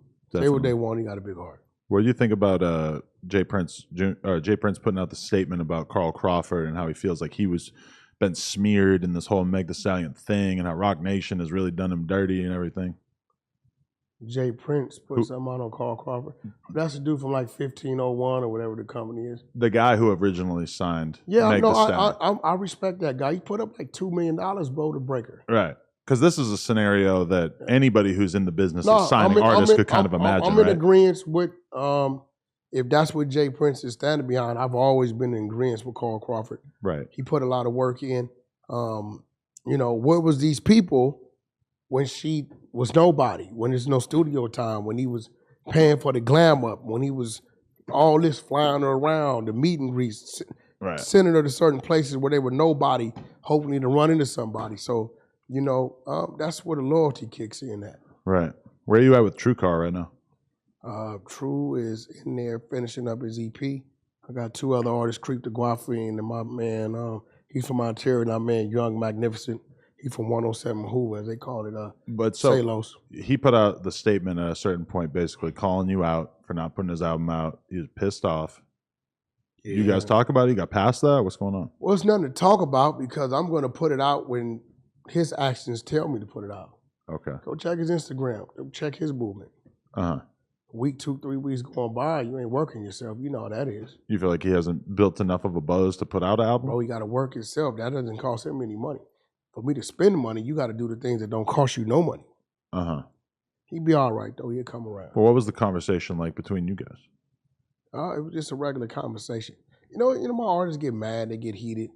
But outside of the game, I look at him like my little nephew, like my little, you know, shit like that. But we never seen Blueface or the game come out like that about you before. No, but we have our spats. Right. Me and Game could have it right doors. Now. We could be right here. This is boom, and when we done with that, it's back to normal program. Right. You know, it's really a brotherhood. So you know, I encourage them to feel free to speak their mind. Right. Don't be intimidated. Don't feel like you can't say whatever it is to me because that lets me know where you're at, and I may have been ignoring something I shouldn't ignore. Because ultimately, I have an obligation to them. But taking it to the press or putting it on your Instagram story, that's different, right? I mean, maybe he's trying to get my attention. Yeah.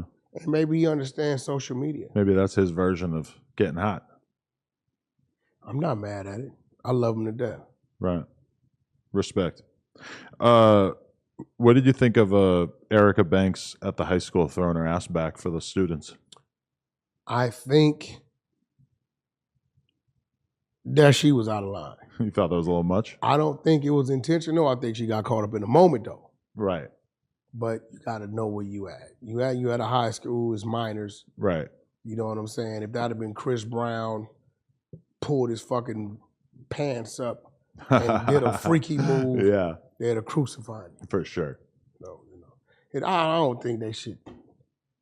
Hey, she did it. Let her learn from it. I feel like part of it is that twerking is so ubiquitous that people just don't like that. She probably didn't even Slow think. down, bro. What? Commonplace. Because y'all be doing that.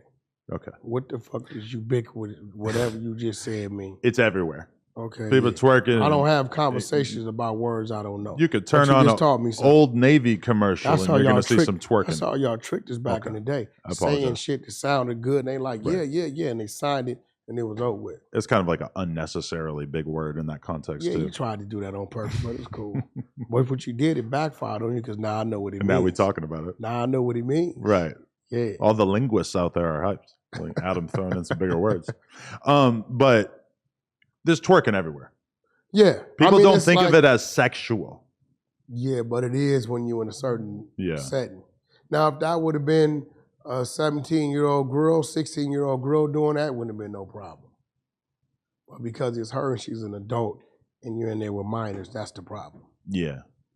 If you were one of those boys, though, probably would have been a pretty great day at school. Any boy at that school that had a problem with that. You suspect them? Yeah. You might be. Hey, man, let me ask you a question. For sure. Your name. Yeah. What does the 22 represent? It's basically nothing. I made a screen name when I was 15, and I just wrote Adam 22. Nah, bro, you hiding something, bro. What am I hiding? You didn't hear some shit before. Hit some shit? Hid. Yeah, we cleared it up for you. What are we hiding? I don't know, but you're not going to tell me you just wrote Adam 22.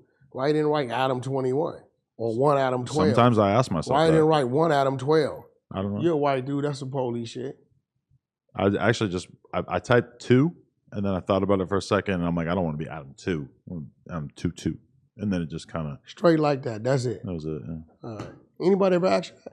Yeah. But also, I got the deuce in the bubble goose. That's a dangerous firearm. Yeah, well, I don't really hit me with a 4.5 and a 22. You ain't fucking with that? It's going to blow right through you. That 22, you get hit in the leg. By the time you get to the hospital, that motherfucker in trouble to your shoulder. Right. It's a dangerous bullet. Oh, yeah. I never been hit. I don't know. Yo, did you see the thing where dude said he got my name in his paperwork? Who? The Stutter box dude. You didn't see that? Stutter box? They put some shit on Instagram. You didn't see it? No. So what I did, I went and found the officer that he used to work for. Who? Greg Cadence. You ever seen Netflix, the Biggie Unsolved? You ever seen that? No. It's a book called Murder Rap, too. Okay. I'm in the book. Pictures, all that shit, me and shit. Right? But I went and found him. Since this dude accused me of being in his paperwork, I went and found him. And he's coming to the podcast because he was the officer that dude was informing to. They came to my house, handcuffed my wife, kicked the door and all that shit. Yeah. So since he said I was in the paperwork, I went and found the arresting officer. He's retired. He's going to come to the podcast and break down on how dude had him putting tracking devices, wiring devices, all that shit on me. I don't know what the fuck you're talking about. I'm gonna be real. Do the research on it, bro. I'm going to have to because I don't know what you're talking about. I don't know how you don't know that shit. Stutter box? I'm still stuck on that. It's coming soon. The nouns. I don't even know. I'm probably doing it another week or so. He making me do it because he's saying shit about my name. I got to clear my name. They want to do it, but it is what it is. All right. Whatever you say. All right. Do you want to introduce us to some of your artists? Yeah. I got my producer back there, DJ Young Mackey. Orange? With them? Not really. He hasn't really taught me much about gangbanging. Well, one thing about Hoovers, they did something that none of us thought they could do. Right. They was Hoover Crips. Right. Then they said, well, we everybody killer. Right. We ain't Crips, we ain't Bloods, we Hoover criminals. We putting down a blue rag, and our rag is orange. Okay. So now they're against the whole everybody. Right. So quite naturally, we thought they be killed off. They only got bigger. Right. So that's why, you know, you got to respect their hand when it comes to that. So you're from Hoover. What made you want to sign with this guy? Who? Shit, man, he believed in the nigga. Pull the mic in a little bit more. Sure. He believed in the nigga. Yeah? Put a nigga in position, gave a nigga a chance. How'd you guys meet? What happened? My cousin, Pitbull the bodyguard. Shout out to my dog. Pitbull the bodyguard. He introduced him. He's my daughter's personal bodyguard. He's FOI, but he grew up over there in the Harlem Crips. Okay. Yeah. That's Baby Crazy O from Harlem Crip in those days. Today he's a Pitbull. He little Crazy O. I'm trying to, yeah, he little Crazy O. I'm trying to read what's the face tat say? I'm married. It's my wife. Her full name? My last name, yep. He might have Blueface beat. He might got Blueface ain't got the name on the face. That's love. You know what? I shouldn't have said that. He might go do it. Jesus. Well, she's the one getting all the crazy tats, right? Damn. What was the conversation like before you got that tattoo? Shit, it wasn't no conversation. You just showed up with it? No. She didn't know? No, I just got out of jail. That's the first thing you did? First thing I did. What'd she say? The fuck? Yeah. Your ass is I understand, crazy. yeah. Yep. She got used to it real quick or what? You ever get real mad at her and look in the mirror and be like, God damn. Nah, man. Nah, you can't, bro. When you do something like that, yeah, you accepting the fact that that's what it is. Yeah. Right. And shit, if it's a mistake, I'm every mistake I make, so it ain't gonna do nothing but make me who I am even more. Yeah, but your next girl ain't gonna be liking that. Shit don't matter. You gotta accept me for me. I respect it, man. Hey, that's what it takes. You got to be committed to what you're into if you want to win in this game. They got EPs dropping. He got an EP coming out. Okay. He's like a cross between like Rod Wave and Rest in peace, my dog Mo 3, man. Mo 3. Yeah, he's like it's weird. He's in that middle pocket. Right. I'm a Mo 3 fan. I'm a huge Rod Wave fan. True. So when I heard his music, you know, it's kind of like that melodic thing of Rod Wave, but that realness what he talking about of Mo 3. Him being from where he from 107 Hoover. That's one of the most legendary Hoover games. It was sets, it is. So he got a lot to talk about. Okay. Shout out to my number 2, Lil Spook, you know, because we come from a real line. Niggas like Big Sam, Bad, Lil Lucky. It's hard. We ain't had no break. Right. So for me to come in and everybody be different, but I'm not the same, shit, it feel not the same for me. Right. Like, because I don't talk the game banging. I mean, we can get on that if you want to, but I got a story. Yeah, he's not. It's like it ain't the gangster talk, but it's the real talk, and he got that melodic thing of Rod Wave. So I think he gonna go somewhere for real. So his EP just got done. I'm gonna go mix it. That's exciting. Yeah. Yeah, for sure. I got to check it out. Yeah, man. I am Young Magnificent coming soon. For real. 100%. Appreciate you, Unc. Ain't creeping here, man. This was a good With one. his shy ass. Appreciate you, dog. Much love, G. Nice to meet you too. All right, what's going on? What up with you, bro? Pull the mic in a little bit more. This might be his first interview. Yeah? Nah, it's like second or third. Introduce us. Introduce yourself, bro. Shit, man, I go by the name of Creep the motherfucking Guafane, but I ain't finna for a thing, bitch. You know what it is. Okay. Yeah. How'd you guys meet? It's crazy is without saying too much. Creep was always my perimeter man. Uh-huh. You never saw him, but he was there. Right? But I had no idea he was a rapper. Uh-huh. So when I opened up the studio, you know, he'd come in after making sure everything was straight. And I guess he was sneaking in the goddamn studio. I don't get in their way back there. I go to my office. Long story short, I heard a song. I'm like, damn, what was that song? That shit's hard. Right. They're like, Creep. I'm like, Creep who? They're like, Creep. I'm like, what Creep? Because he does something totally different from me. He's not a rapper. Right. Right? You know, he's a guy that if you call me and say, hey, Wack, man, I think something weird at the corner. Right? I'm going to send a guy, right? So they like, that's Creep. I'm like, bro, that's you? And he played another one and another one and another one. So I think because we was tied in one way, and Nephew put you with me. Yeah, Lil Shaq. Lil Shaq. Shout out to Lil Shaq from Pocket of Compton Crip. Pocket of Compton Crip. Yep. Lil Shaq put you with me. And so that's what that was. So he had a hidden talent or a talent I didn't know, or maybe he didn't want to tell me about it because what he was with me for had nothing to do with that. Right. So I kind of like stumbled across it.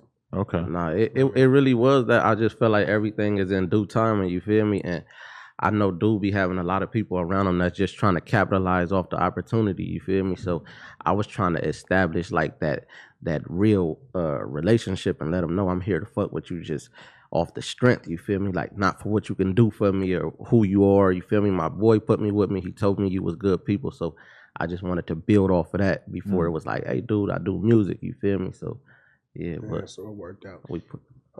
Shit, Creep. Oh no, he probably gonna be on games tour in Europe. Oh really? Got to make sure it's right. Go talk to bro. He always pretty good about that. You gotta get that Like to help passport. out anybody. Try to be help. Got it. You got your passport yet? Yep. Yeah, we just so- we just tore down Dubai. Oh yeah, I took Oh, you you were on there the- too. Yeah, I took went on you the up. I game forgot. tour. How would you describe your music to the people out there? I feel like I make music for the soul, like shit that people can feel. I was born and raised in Ontario, California, but I don't even listen to West Coast music. Like I don't know, like I just feel like the West Coast shit is like it's party music, you feel me? And after Friday and Saturday over with, real life kicks back in. You feel me? So one thing that we know for sure and for certain is until we die, we're gonna experience every emotion. You get what I'm saying? We're gonna experience heartbreak, we're gonna experience being mad, we're gonna experience betrayal, and you know what I'm saying, friends gonna turn on you. So that's the type of shit that I make, shit that you can sit down and listen to, and the type of music that's gonna live on forever. You get what I'm saying? Because again, until we die, you're gonna get traded on. Homies gonna switch up, family gonna want you for money and certain things like that, you feel me? So these are the things that I speak on in my music. Respect, for sure. I'm looking forward to checking it out. And I Appreciate got my single coming out. Oh Lord. I'm dissing all podcasters. Oh, Yeah, I'm ready. straight up. And I got you on the hook though. I couldn't diss you. Really? I got to sing you the little open verse. I'm honestly with it. We got a studio right in there. I can record it. Let me stop playing. For Gilly go make a diss song before I put it out. But no, that's what it is, man. But you know, at the end of the day, let me get these projects out before the end of the year. Yeah. Keep pushing on it. It's gonna go hand in hand with indie life. The mobile app for independent artists is coming out.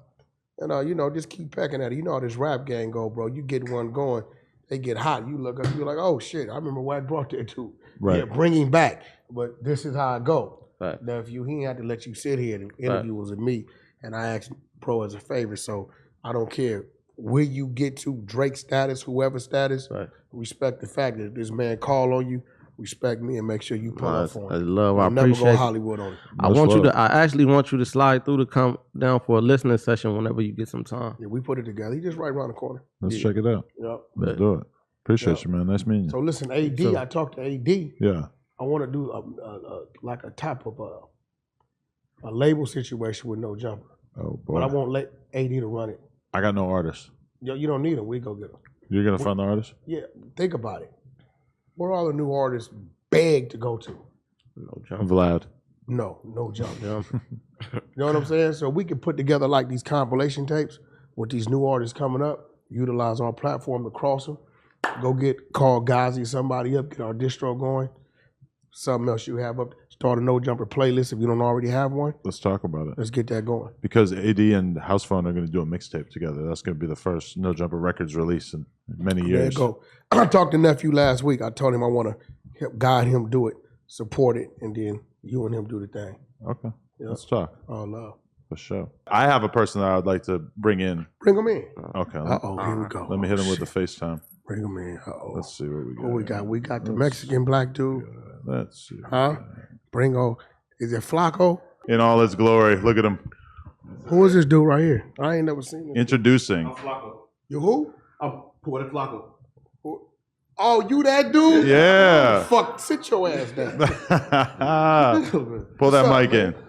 Yo, listen. They finally meet. No, I guess you met before, right? Hell no, I ain't never seen No. this motherfucker. Yeah, no. So actually, we met on No Jumper. Right. Then you Yeah. you met. met I remember because you were sucking his No, we don't do that. right, but you were like bigging him up. You're like the biggest Yo, man, pie room. can I ask you a question? What's up? Don't fucking lie to me. Yeah, You idolize Akademiks, do you? Don't you?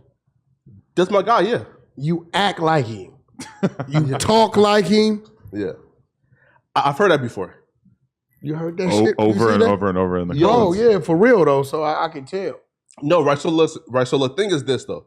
I feel like, so the first interaction, right, when we talked on like No Jumper, right? Yo, man, can't nobody do nothing to you. You don't mean nobody no harm, bro.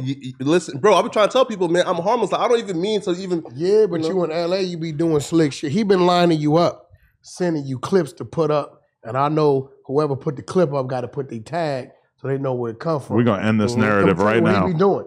He sends you shit to put up that he knows if he puts it up, it's fucked up, and you put your shit up not knowing and you catching the heat. We are both What? students of the game, and we both believe in getting the news out to the people. So I don't know what kind of narrative Bro, you're he's trying to using spin right now, but me and him are... The white man is using We have brother. similar mind states on this. We believe in the news, and we believe in getting it out to the people. Right, Flakko? So why you don't put that shit up?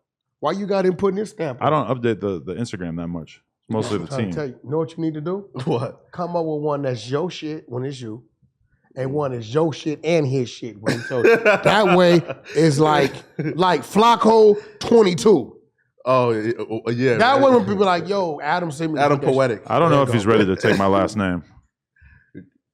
Oh, shit. Poetic Great Mason. Yo, no, right, but listen, right, but like, I feel like where like, we got off on like the wrong foot is because the first show is you thought I was just like talking in like the background when no, like when you were calling in, that was the whole plan, right? Like for us to have a conversation. He and, set you up. He didn't tell me that. yeah, you feel me? He said, Wack, I'm about to call you. That's my brother. Yeah. He know I don't give a damn what he asked me. He knows that. Yeah. He knows if I call Wack, he gonna pick the phone up. I ain't gonna duck the questions. Some shit he asked me, I'm gonna juice it up because I know he live. Yeah. I'm giving bro his content, right? Yeah. You know what I mean? Oh, you But- ducking Flacco's fade. You don't want the smoke with him, huh? Listen, Nah, I'm not listen. fucking with Flacco. Yo, I would Listen, drop right? a bitch ass nigga take off on Flacco. Okay. Flacco ain't that type of dude, bro. listen, I'll be. Look at this nigga. He's harmless. You know, Yo, we was yeah, really thank plotting you, to man. fuck you up, bro. I think it looks Really? kind of vicious. We was gonna fuck you up, bro. Damn. For Yo. what? What? What do you I gotta do? be more careful. Flacco be coming on Clubhouse talking shit, bro. Really? What did he Sending say? you He to said Wack. some shit about you too.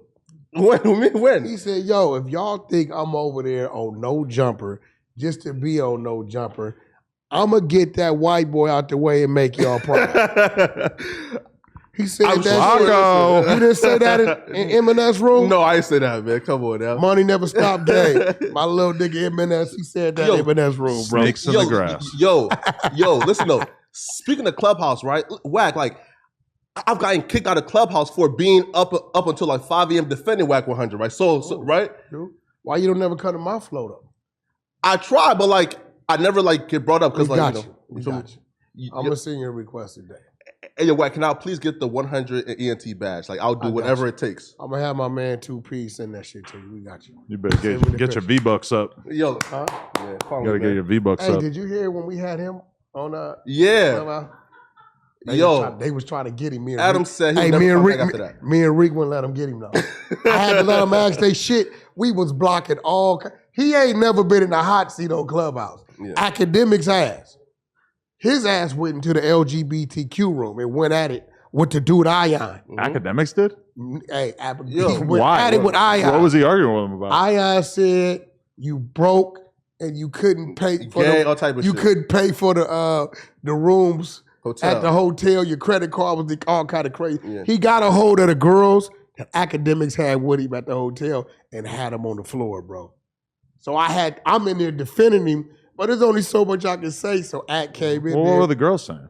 And he was broke. His Yeah. credit card was declined. How's he broke? We know fucking Act ain't broke. How the hell would he be? Act rich is a motherfucker. Like, And the we, girls we would supposedly need some told Ion. we They need was some rich. explanation if he were But to be you broke. know on there, bro. Where's what- the money going? You know how I go when they start driving the narrative. Yo, listen, they even said, so he even said a girl told him that Act loves like fingers and, you know, Nah, we. Oh, you know, boy. yeah, bro, violate, right? Listen, Yo, but listen. Wack a real nigga, right? Because Wack even like came back and went off on Ion for the Benzino shit. I wasn't doing that. Yeah, oh yeah, yeah. What Benzino? But I was wrong about that.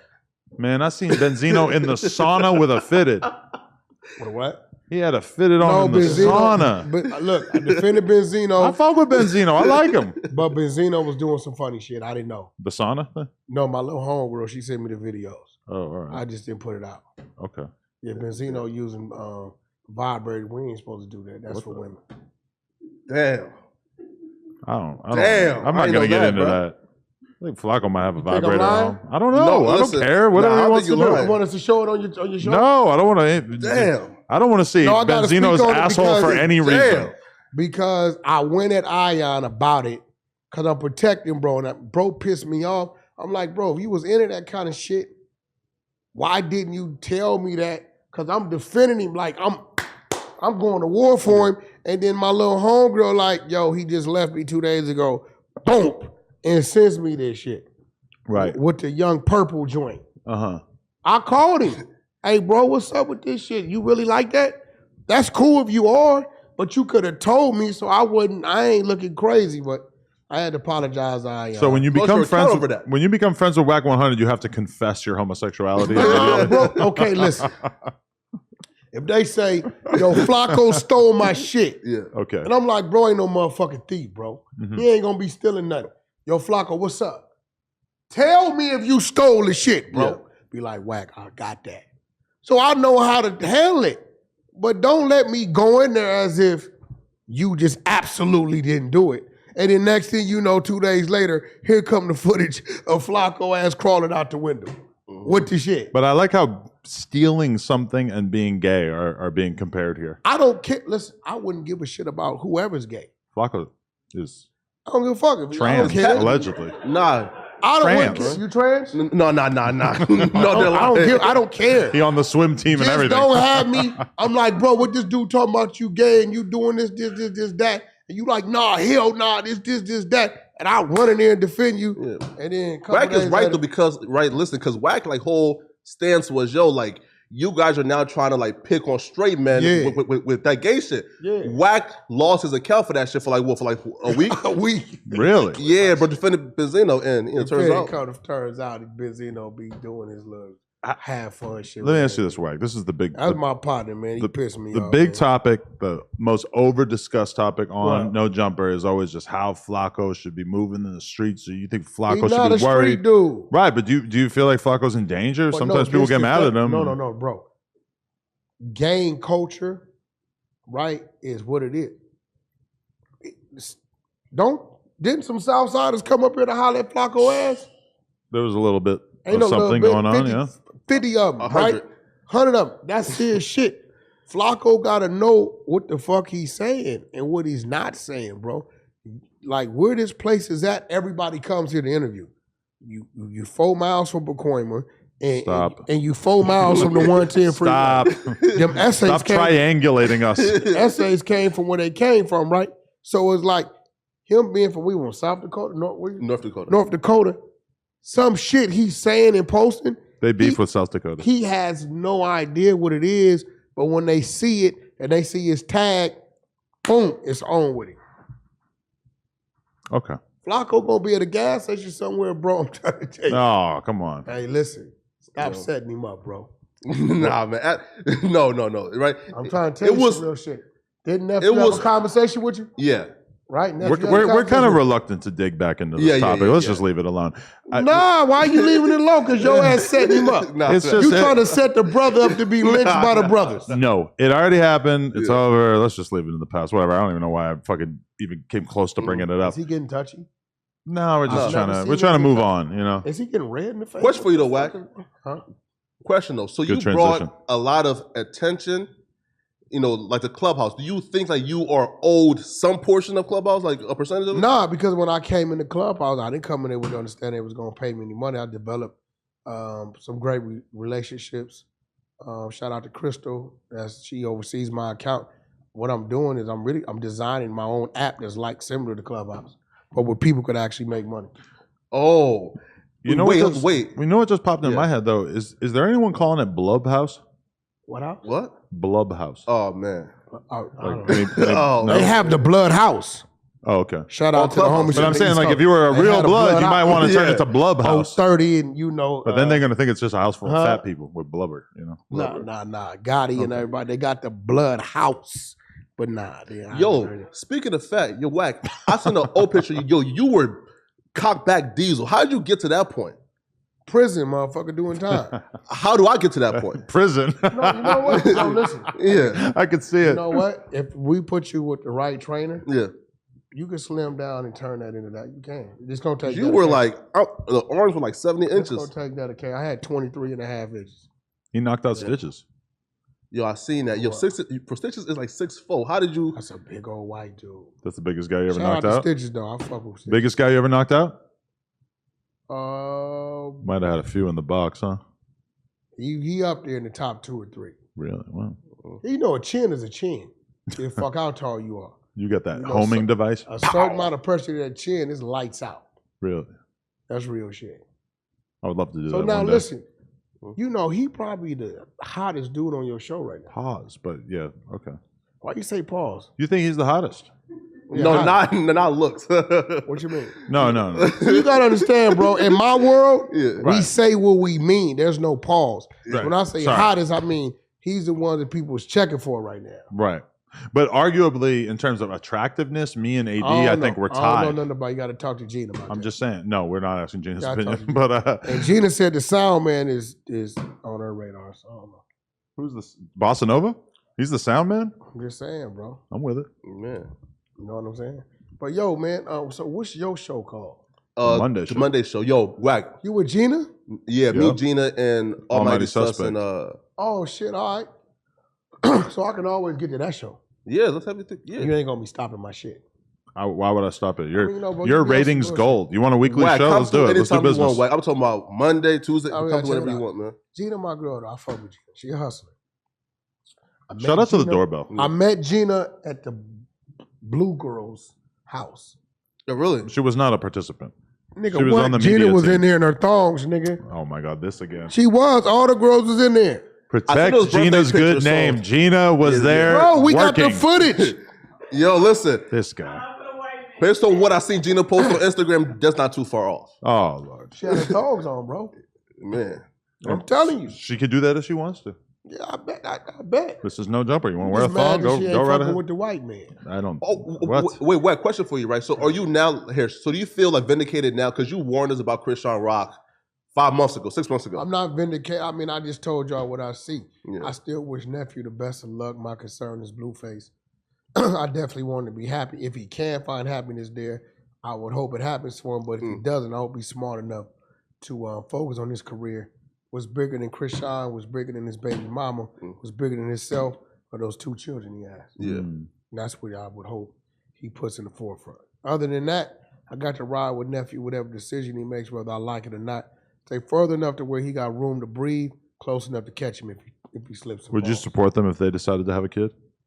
I mean, I wouldn't have no choice but supporting him. If supporting him, that's his kid. I had no choice in the matter. Right.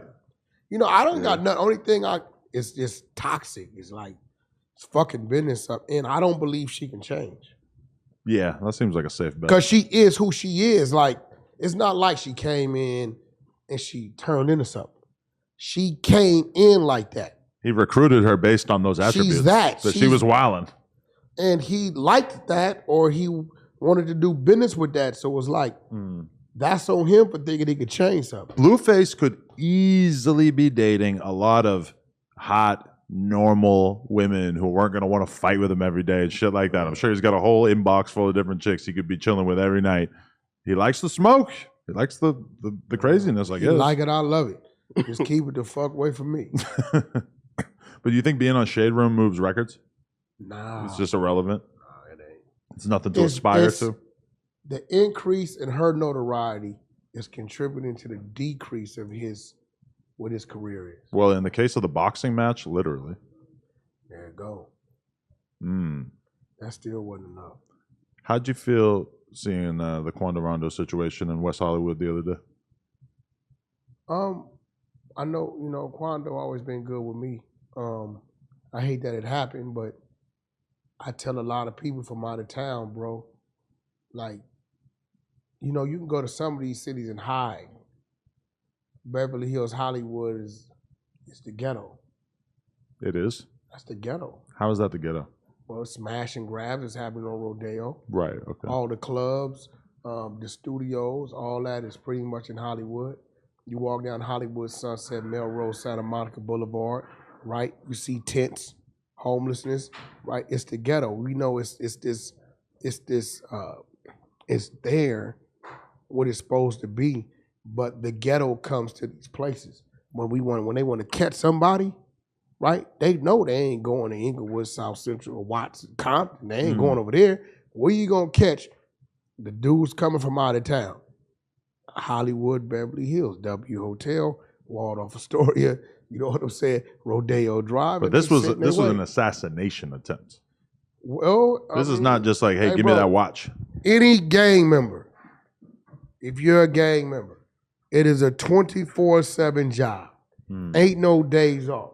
There's no days where it tells your enemy today is a day off. You can't make an attempt on your enemy's life.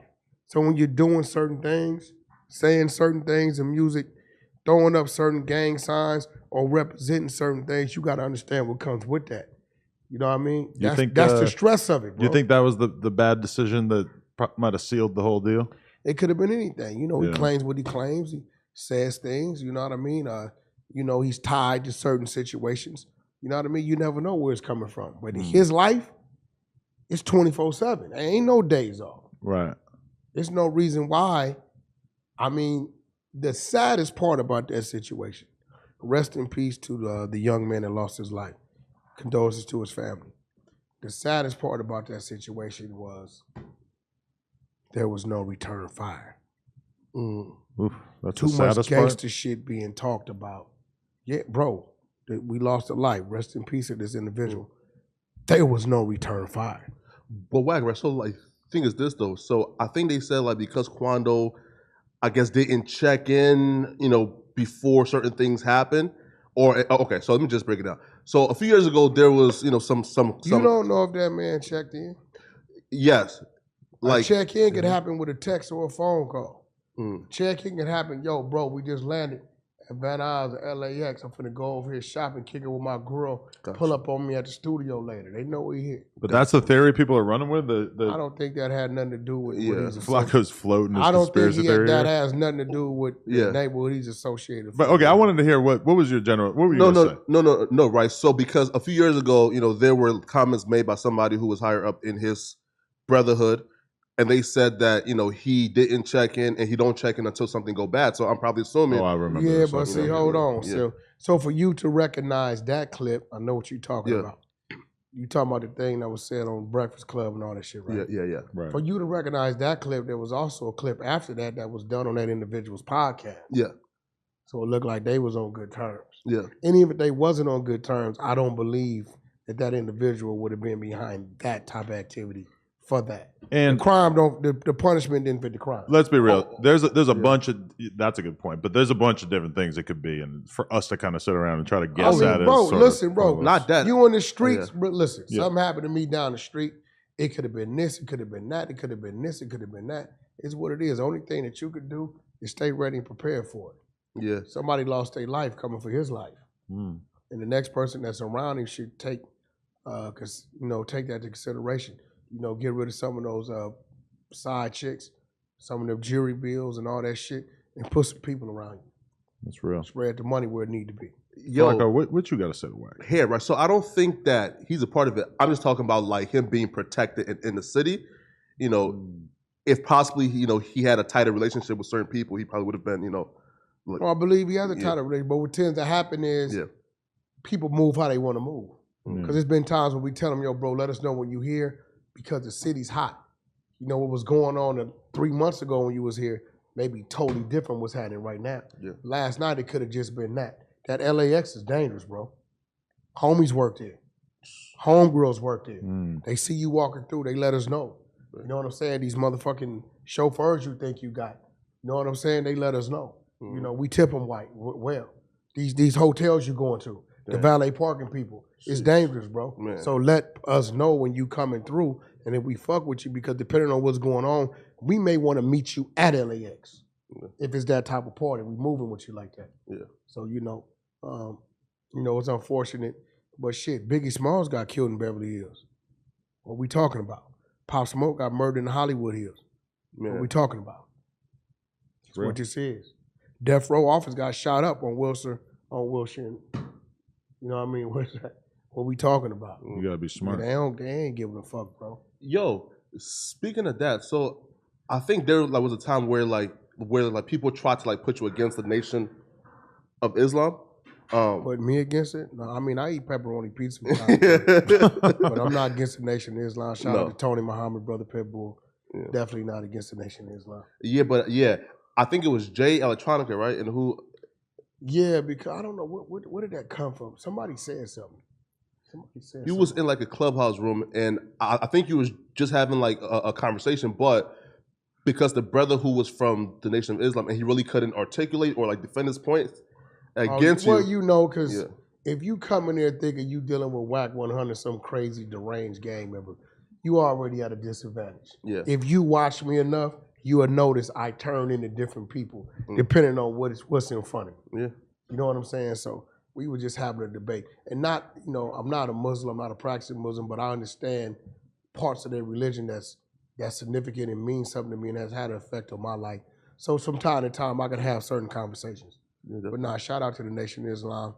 You know, always respect and honorable to the honorable Elijah Muhammad, as well as Farrakhan, brother Tony Muhammad out here, my brother, my comrade Pitbull, and the various others I've been dealing with. Rest in peace, Captain Shaheed.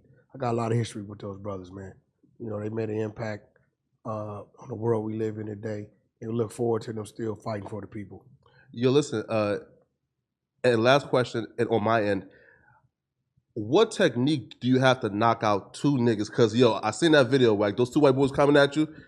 You got to punish the first. How did you even know how to maneuver to? Whenever you fighting two people, you never allow one to get in front of you and behind you. You got to split the two people and control the situation. Split them and try to move them left to right. Don't let them get you front to back and get rid of one. Man, yo, thank you, man. If they happen to get to you, grab one and maim him. Flakko, just run. Bad. Just he can't run. Oh, he can. You want to see a clip of him racing Gina? That nigga can't run. He can run. He beat you, Gina? By far. Like the wind. Gina, come on. Damn, Gina! She crumpled. I tried. Oh, he tried. I tried. She hit the cement. Nah, listen, I was past her by like 2 meters? But it was over with. We've tried to forget about it. It was too much. It was crazy. Nobody fall, dude. Probably the craziest thing I ever seen in my life. Yo, listen. I just thought about Willy Wonka, the chocolate factory. Remember the Oompa Loompas? That's him? Nah, I can just see him running. The legs, I beat her, and then the dude right there, Bossa, I beat him in basketball. And he beat Josh at lacrosse. No, in football. Oh, he's a natural athlete. I'll be trying to tell people, man. Gotcha. You know? World class athlete. Brother. Man. For the first time. We're going to get you that 100 PTR. Yo, listen, tonight I'm going to join. Gotcha. We on. Let's go. All right. Appreciate you, Flakko. Much love. Wack100. It's been incredible having you here. Yo, I can't believe you let that dude beat you. Why? He's dressing better. He used to look worse. His motherfucking thighs is starting to fire every fucking time he walk. That nigga thigh, he gonna run. Well, that's that BBL. Nah, I ain't fucking with you. All right, Wack, my man. Good to have you back. No jumper. Wack100, No Jumper, coolest podcast in the world. Check us out on YouTube, TikTok, Patreon, Instagram, etc. Like, comment, and subscribe. NoJumper.com if you want to support. Follow Gina Views on Instagram and Twitter. Check this out. Come check us out on the Clubhouse app, on the 100 Flow, on the 100 side. There it is. Wow.